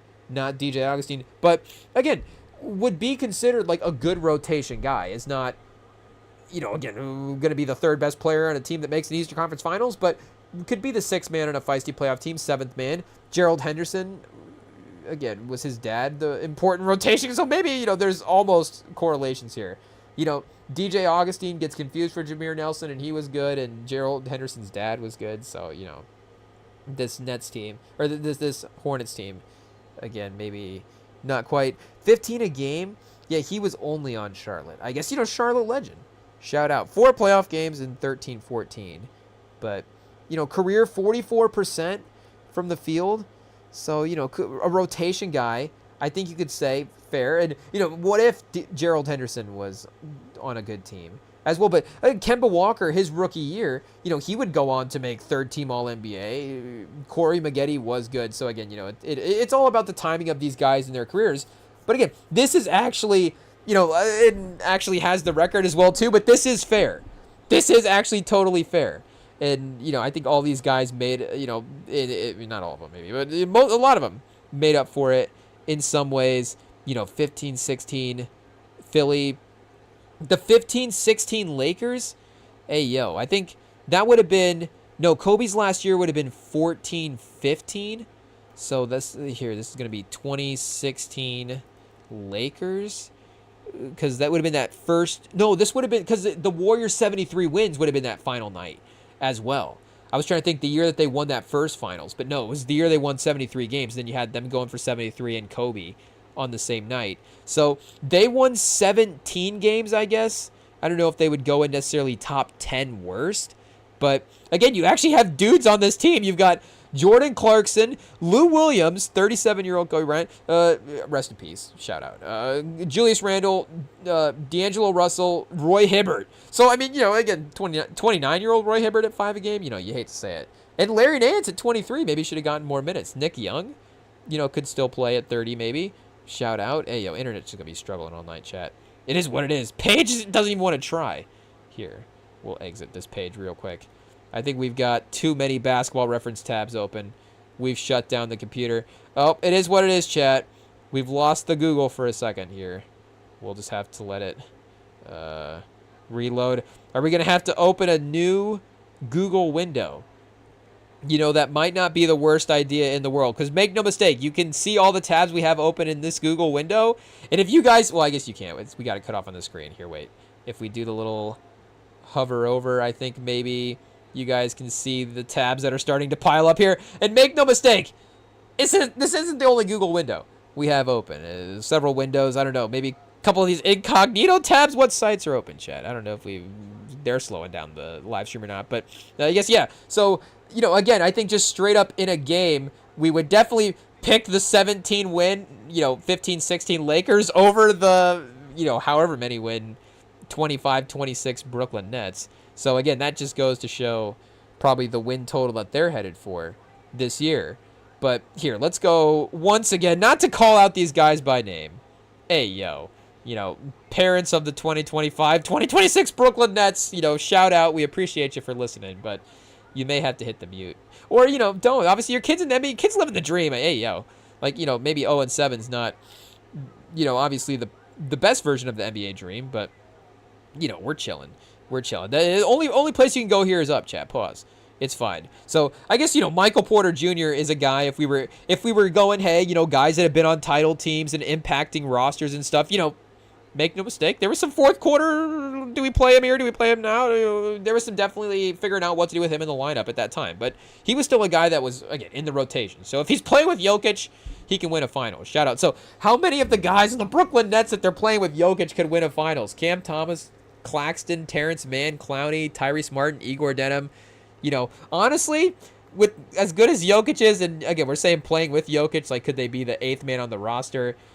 Honestly, all these guys could be on Brooklyn and probably win the title. I don't know if Jokic with all of these guys, but just individually, if they all have one season on Brooklyn or all on one season on Denver, then yes, they all may, possibly, they could win a title with Denver at that point. But yeah, I mean, again, shout out. I know maybe this version of the team, honestly, do we need to see a game? AI, let's sim the 2025 Brooklyn Nets versus the 2011 Charlotte Hornets and see what happens. But you've got, here, let's see, we've got Porter, Cam Thomas, Nick Claxton, Terrence Mann. So that's a starting lineup, chat. What are we doing? It's not the worst team in NBA history. Terrence Mann? He's decent, right? Still, I don't know, 30 years old. What happened to time, chat? But Clowney as well, too. So those are really your only main starters. And then Clowney and Tyrese Martin and then Igor Denham off the bench. So we go Igor Denham. I guess no, because, well, they are getting a lot of guys play a lot of minutes. They did draft a bunch. So, either way, your top 4, Cam Thomas versus a rookie Kemba Walker. See, it's close. It is close. We got to pull up that Sixers team. That Sixers team is actually, shout out. I honestly don't even remember who was on that team. 15-16? So we had the Lakers and the Sixers. That would have been right at that, right when tanking is start. Of course, like we're saying, with that Sixers hinky timeline, but just how aggressively teams out of the gate were attempting it as well too. And I mean, not even from a tanking aspect, but from a load management aspect as well too. San Antonio wasn't hiding it as well.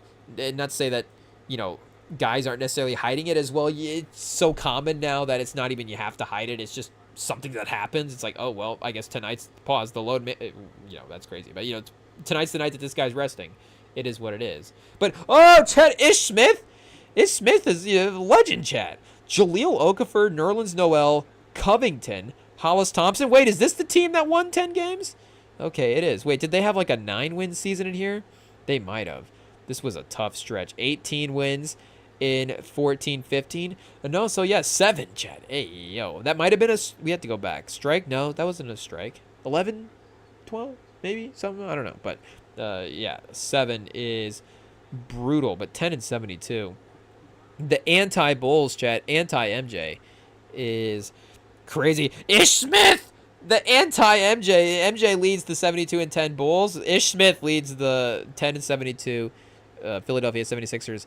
It is what it is. But I guess they had McConnell. McConnell was in the finals this year making plays for the Pacers, almost helping them, upset the Thunder there for a second. It's like, what's going to happen without Halliburton? No, of course not. Covington, definitely an impact guy at times. Same with Noel, Hollis Thompson. Jeremy Grant made a lot of money in his career, even though he was only 9 a game this year. Rashawn Holmes was fun. A 36-year-old Elton Brand. Christian Wood. They're just playing the wrong guys, chat. Christian Wood, pause. Hey, yo, chat. I don't know what kind of jokes. I don't know. Obviously, we'd probably paused the name before, but Christian Wood is pretty funny. Shout out. But yeah, if you're playing Christian Wood, TJ McConnell, Jeremy Grant, Robert Covington, Nerlens Noel, that's a 5, Chad. That 5 versus the Brooklyn Nets 5. Hey, yo, we just love basketball. It is what it is, Chad. Shout out Terrence. Man, I think maybe now we go to break. We go to quick break and then come back, pause, wrap up the show, and see what happens, I guess. Whoa, the Magic, Chad, have fought back in this fourth quarter as we've rambled away and just piled on their team. Pause. 114-101. So, just the Magic getting to 100. Shout out. The offense is fixed. Mosley got in the huddle and was like, hey, look, guys, I like coaching this team, and that might not be happening if you guys keep playing like this. So, what do you guys want? Because, I don't know, we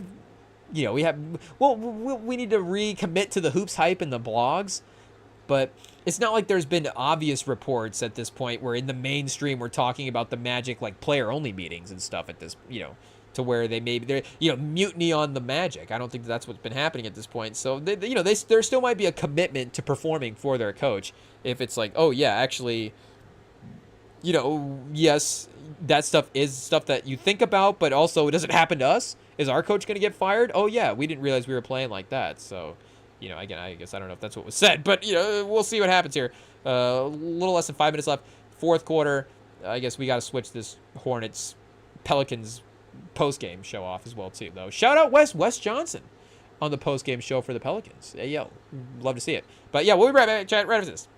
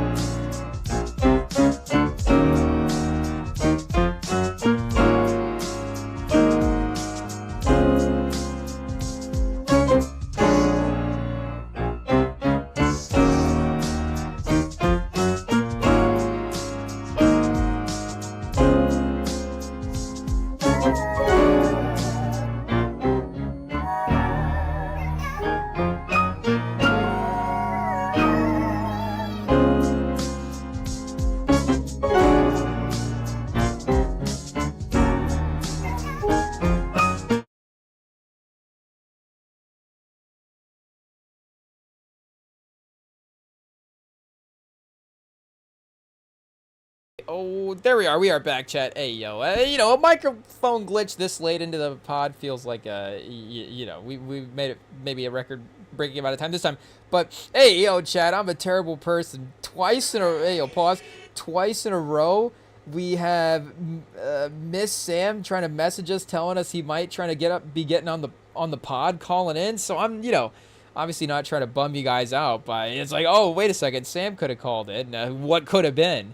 But hey, yo, chat. So we're just literally just gonna be hanging out now. We just gotta wait. Hey, yo, just if Sam wants to, message us back and jump on if he's still got time. Hey, yo, we'll make it up. We gotta give him the opportunity, chat. So just sit back and hang with us for a second. We'll see what happens. But hey, yo, we gotta, maybe look at the playoff poll in the meantime. Pause. It is what it is.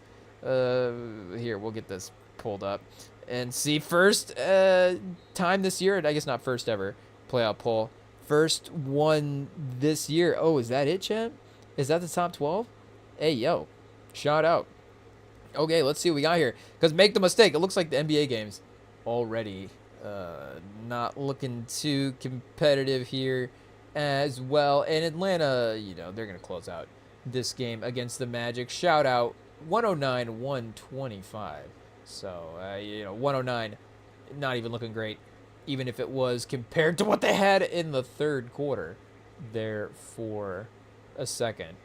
But, official top 12 here. We've got Ohio State 1, Indiana, Texas A&M, Bama, top 4, Georgia, Ole Miss, BYU, Texas Tech, Oregon, 10 Notre Dame, and then 11 Virginia, 12 is Memphis. So Ohio State is sneaky going underrated right now as the best team. They haven't really had like a super major test in a way, and may not. We'll see. I guess I don't know what the rest of their schedule is, but we'll see what the competitiveness level of that Michigan game is, and it'll it can be. We can sort of just make whatever that competitiveness level of it is just in favor of what we need it to be. If it's a close game, then it's like, oh, well, yeah, Michigan, of course, is a good team. And if it's not, then it's like, well, Michigan, yeah, we weren't that good this year. And Ohio State, they were killing everybody. So the thing that does jump out, though, is, and, it's the fun thing about the bracket, of course, is just the opportunity that everybody has, the one-game elimination, all that different stuff. But, Oregon, Texas Tech second-round matchup is not easy. Ohio State is good enough at this point that they do feel like a tier above. So they do still feel like a better team versus either one of those teams. But again, the familiarity of, I guess at this point, a Big Ten opponent like Ohio State, I don't know if it does count at that, like an NFL divisional opponent type of thing. But, Oregon with them being that sort of pre-hype team and them hitting the heights in this season where, they were a top 4 team at one point, and just having the talent that they do, the quarterback matchup there, that seems feisty, and Texas A&M as well too is a team that has invested in their roster like crazy. So I know, I don't want to do the name value thing, but BYU, I guess not Notre Dame necessarily, but BYU, Virginia on the Texas A&M, and I guess just Texas A&M and Indiana as well too, a little bit compared to at least Ohio State and Alabama. But there is a definite name brand side of the bracket here. So shout out to Memphis for being in the side of the bracket with Georgia, Oregon, Alabama, Ohio State. And, Texas Tech as well, too. Shout out. But this is, is this the next evolution of the bracket? Because now they're seeding it, as they should. I think, I don't even want to try to figure out what it would look like with the conference champions, because that would move, I guess, Texas A&M and Indiana both out of there as well. So, wait, 4, 5, 6. So, Ole Miss, SEC. I guess everybody being in 2 conferences now doesn't help. So, like the 10 seed is going to jump up. So, wait, are BYU and Virginia in the same conference these days? I think BYU is Big 12, Virginia. Yeah, ACC. So, we would have Virginia would be the... Oh, no, Texas Tech.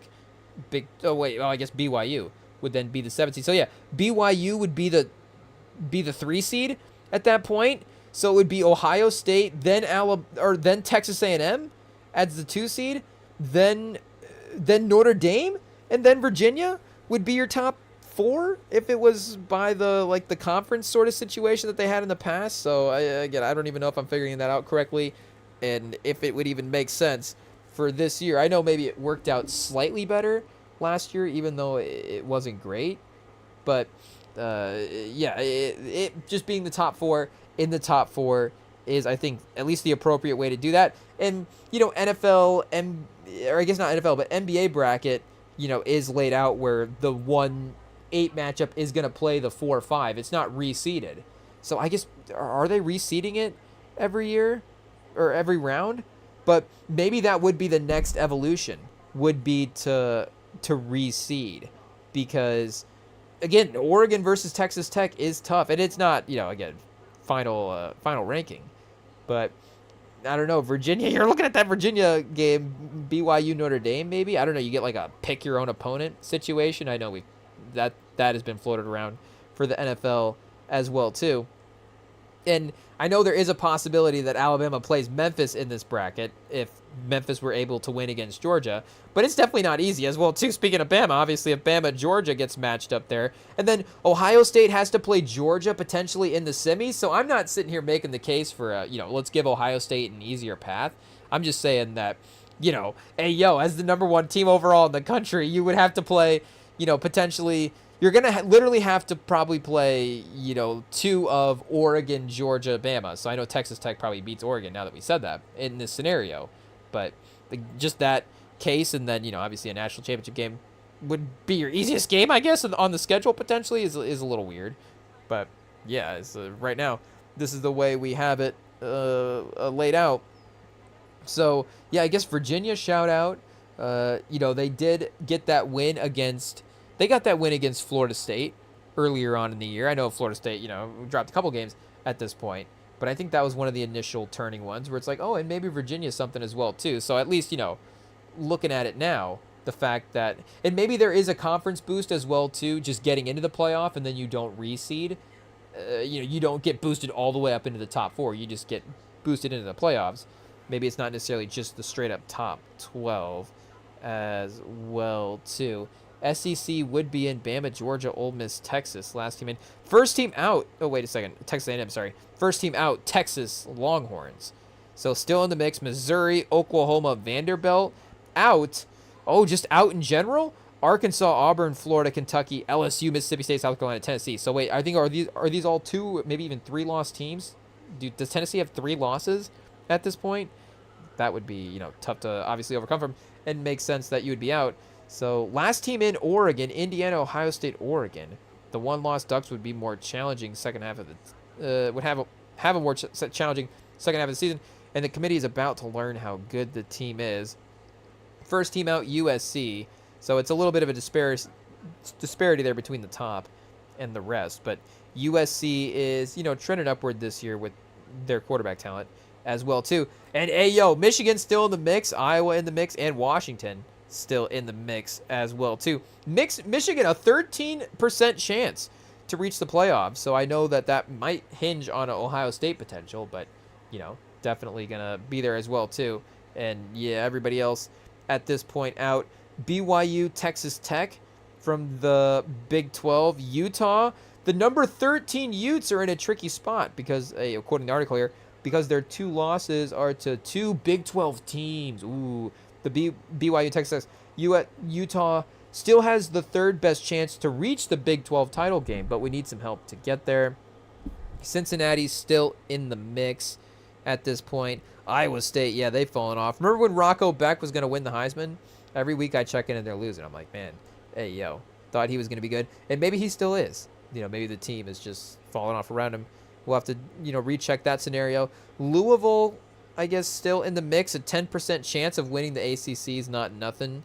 Duke, Georgia Tech, Miami, SMU also still potentially. But Florida State is now, as you would expect, out. But, just seeing the name as well, too, is, confirmed. And Clemson, RIP. Clemson. Bill Belichick, if there is any chance that Bill Belichick could get in the playoffs, I guess it's officially dead.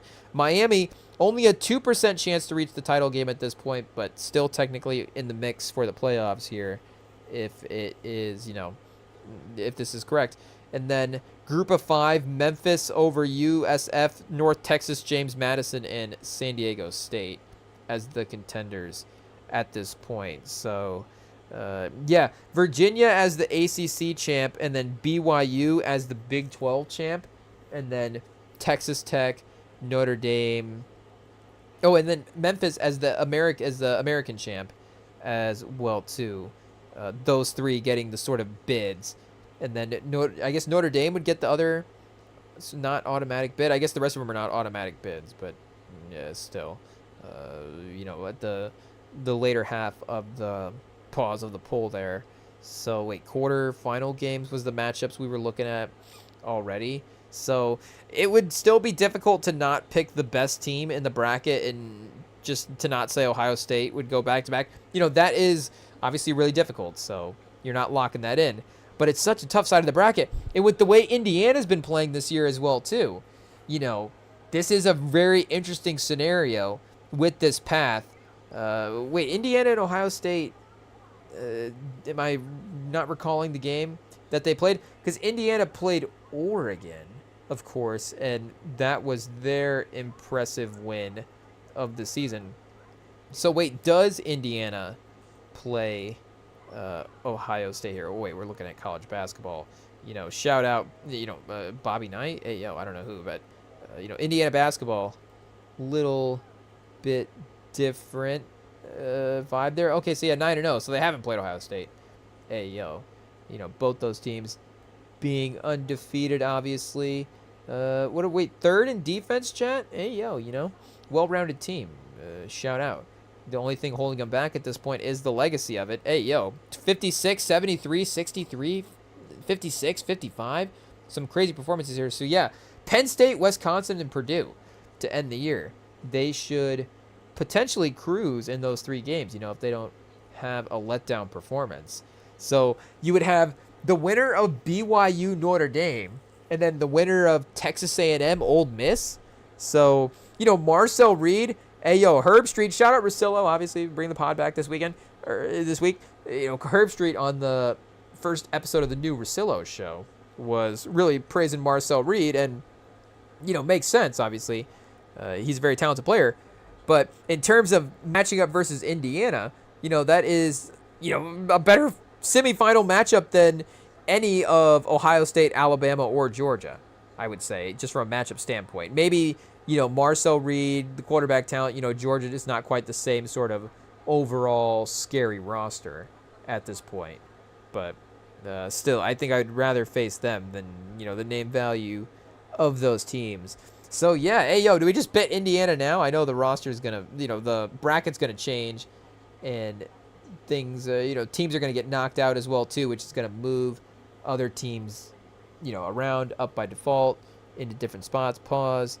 But, yeah, it looks like Indiana is going to have a decently easy path to end their season. So they could even get to, number one overall as well, too. Even if the Michigan-Ohio State game, I guess, is close and Indiana just keeps winning really crazy. I guess, the Oregon game was close. But still, they're not too far away from getting there. Defense, number one in the nation. Offense a little better than Ohio State's, though. So if they just kind of commit to that at some point, though, Sayin has been incredible. Though of course they have the receiver talent there as well too. So not to take away from anybody, but just in general, like we're saying, super talented all the way around. So we know Michigan to end the year, but they have Purdue, UCLA, and Rutgers, and then Michigan. So, yeah, they could be cruising. Though UCLA, I guess they've been feisty as of late. And then, Purdue, a little closer to Michigan, than you'd like in that matchup. But still not quite able to close it out. You would expect Ohio State would win that game pretty comfortably. So far, you wouldn't expect anybody to get tested initially. Again, it's college football. Anything can happen, but those would all be surprises. Okay, here we go. Alabama has LSU, Oklahoma, then Eastern Illinois and Auburn. So Auburn in a little bit of flux right now. Maybe the changes and just can we rally together for one last game? Definitely a sneaky scenario and something you'd have to pay attention to.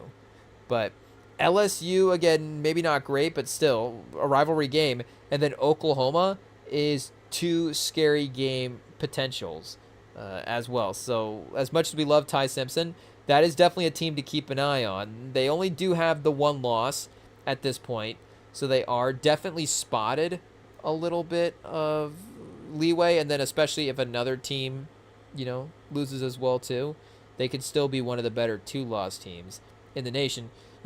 Two losses to, I guess, wait, they lost that game early in the year, though.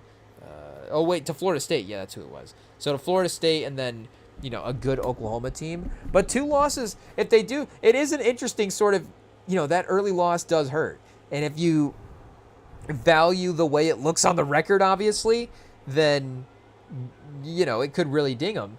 But if you value how they've played since then, they've clearly been arguably the second best team in the nation since that loss. And if you think of them more as a one-loss team since then, they clearly have to be a playoff team. But also, depending on the landscape, you have to be fair to everything. So, the SEC schedule, shocker, it does get, much more difficult for these teams. Texas A&M with Missouri, South Carolina, Samford, and then Texas. So is Texas A&M the Tennessee of this ranking, where we look back and we go, oh, remember when Texas A&M was third in the nation? But they are legitimately undefeated. They've been dominant in a lot of these games. Arkansas pushed them, Notre Dame pushed them, but their offense has been able to outscore. So, yeah, I can't say that, we disagree with Herb Street there when he's really hyping up Marcel Reed. But if they do drop a couple of those games and drop down the rankings, but even one loss, again, I don't know how it shakes out for the SEC title at this point.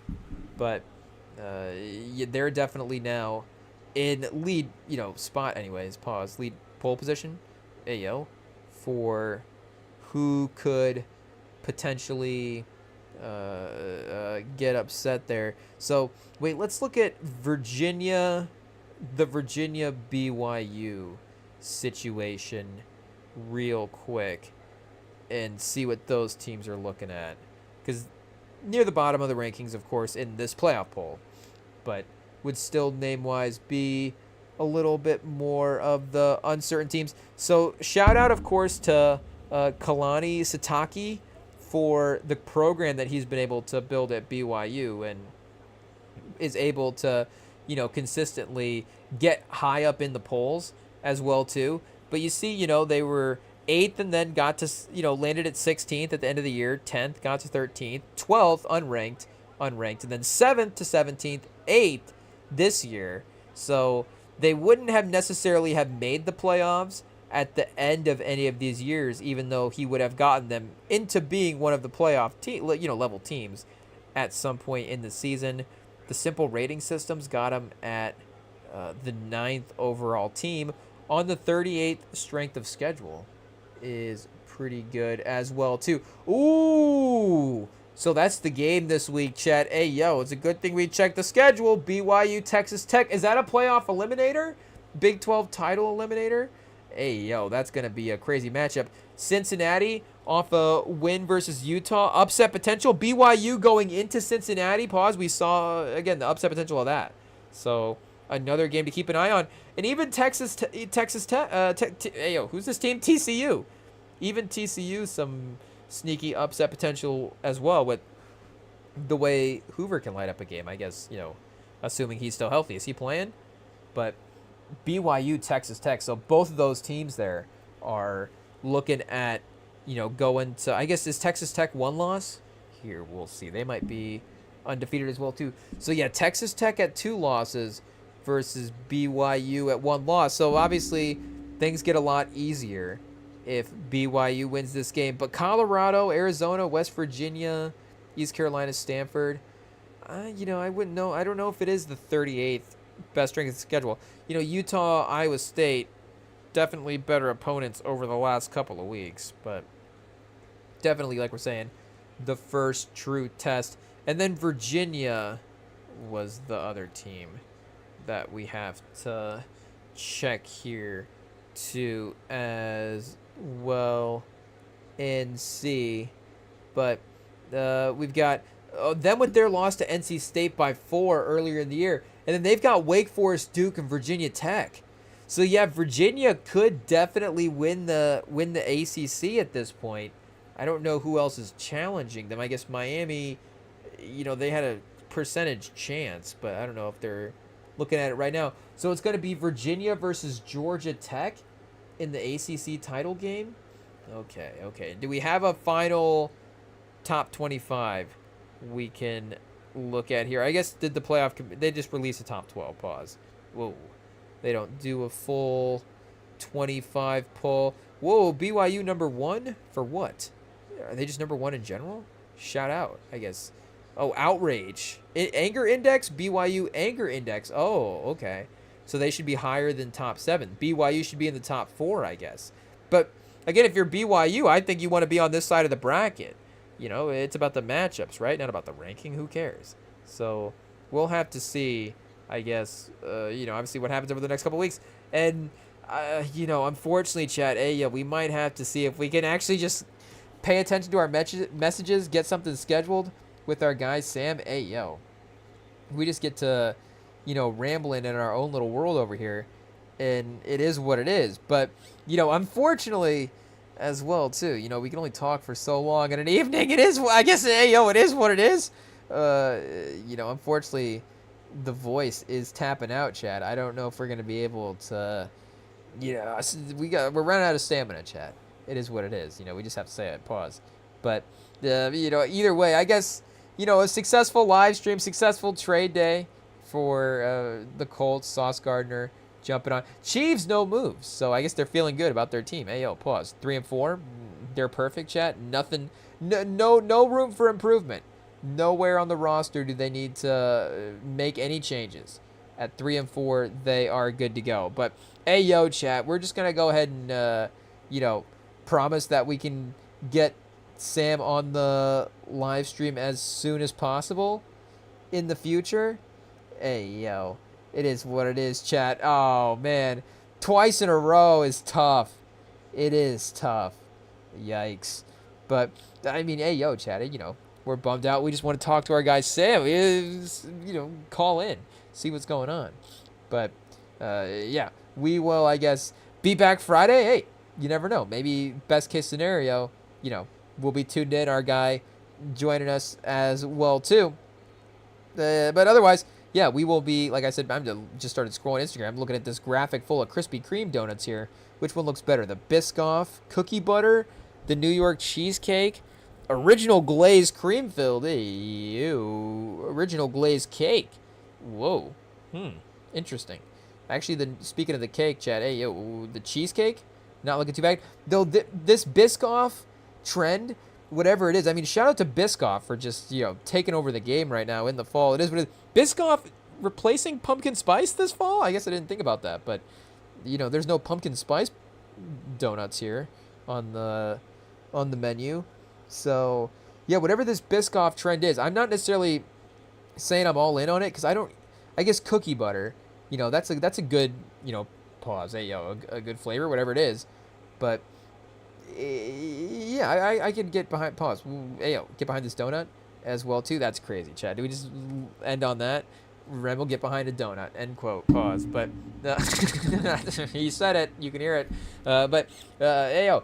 Clippers up 9-2 on the Thunder early in this game. So, little matchup thing here. Do we see Ballmer it working out? Is this his Dodgers, chat? If you pay enough money, if you have enough aspirations, maybe it'll all work out. We'll have to see if the aspirations actually work out here for the Clippers. But, join us again Friday for the next live stream. Hopefully we get it lined up so our guy can call in and join us then. You can follow us here, of course, on the YouTube. You can follow the podcast feeds as well, too, to see the live streams posted there. If you want to follow it that way, if you need a little audio in the background or something like that, you do have the live streams available on the podcast feeds, Apple, Spotify, all the major platforms. And like I said earlier, you can message us at the Rem and Sam Pod on Instagram as well, too. I guess, what were you supposed to message us about? I forget. Check the tapes.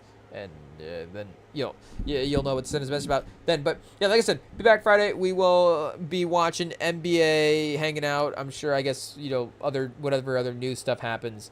Otherwise, we got something fun cooked up for you on Friday. Like I said, you guys will just have to be here. So we will see y'all in a couple of nights. Hey, yo, I'm still refreshing chat. Hey, yo.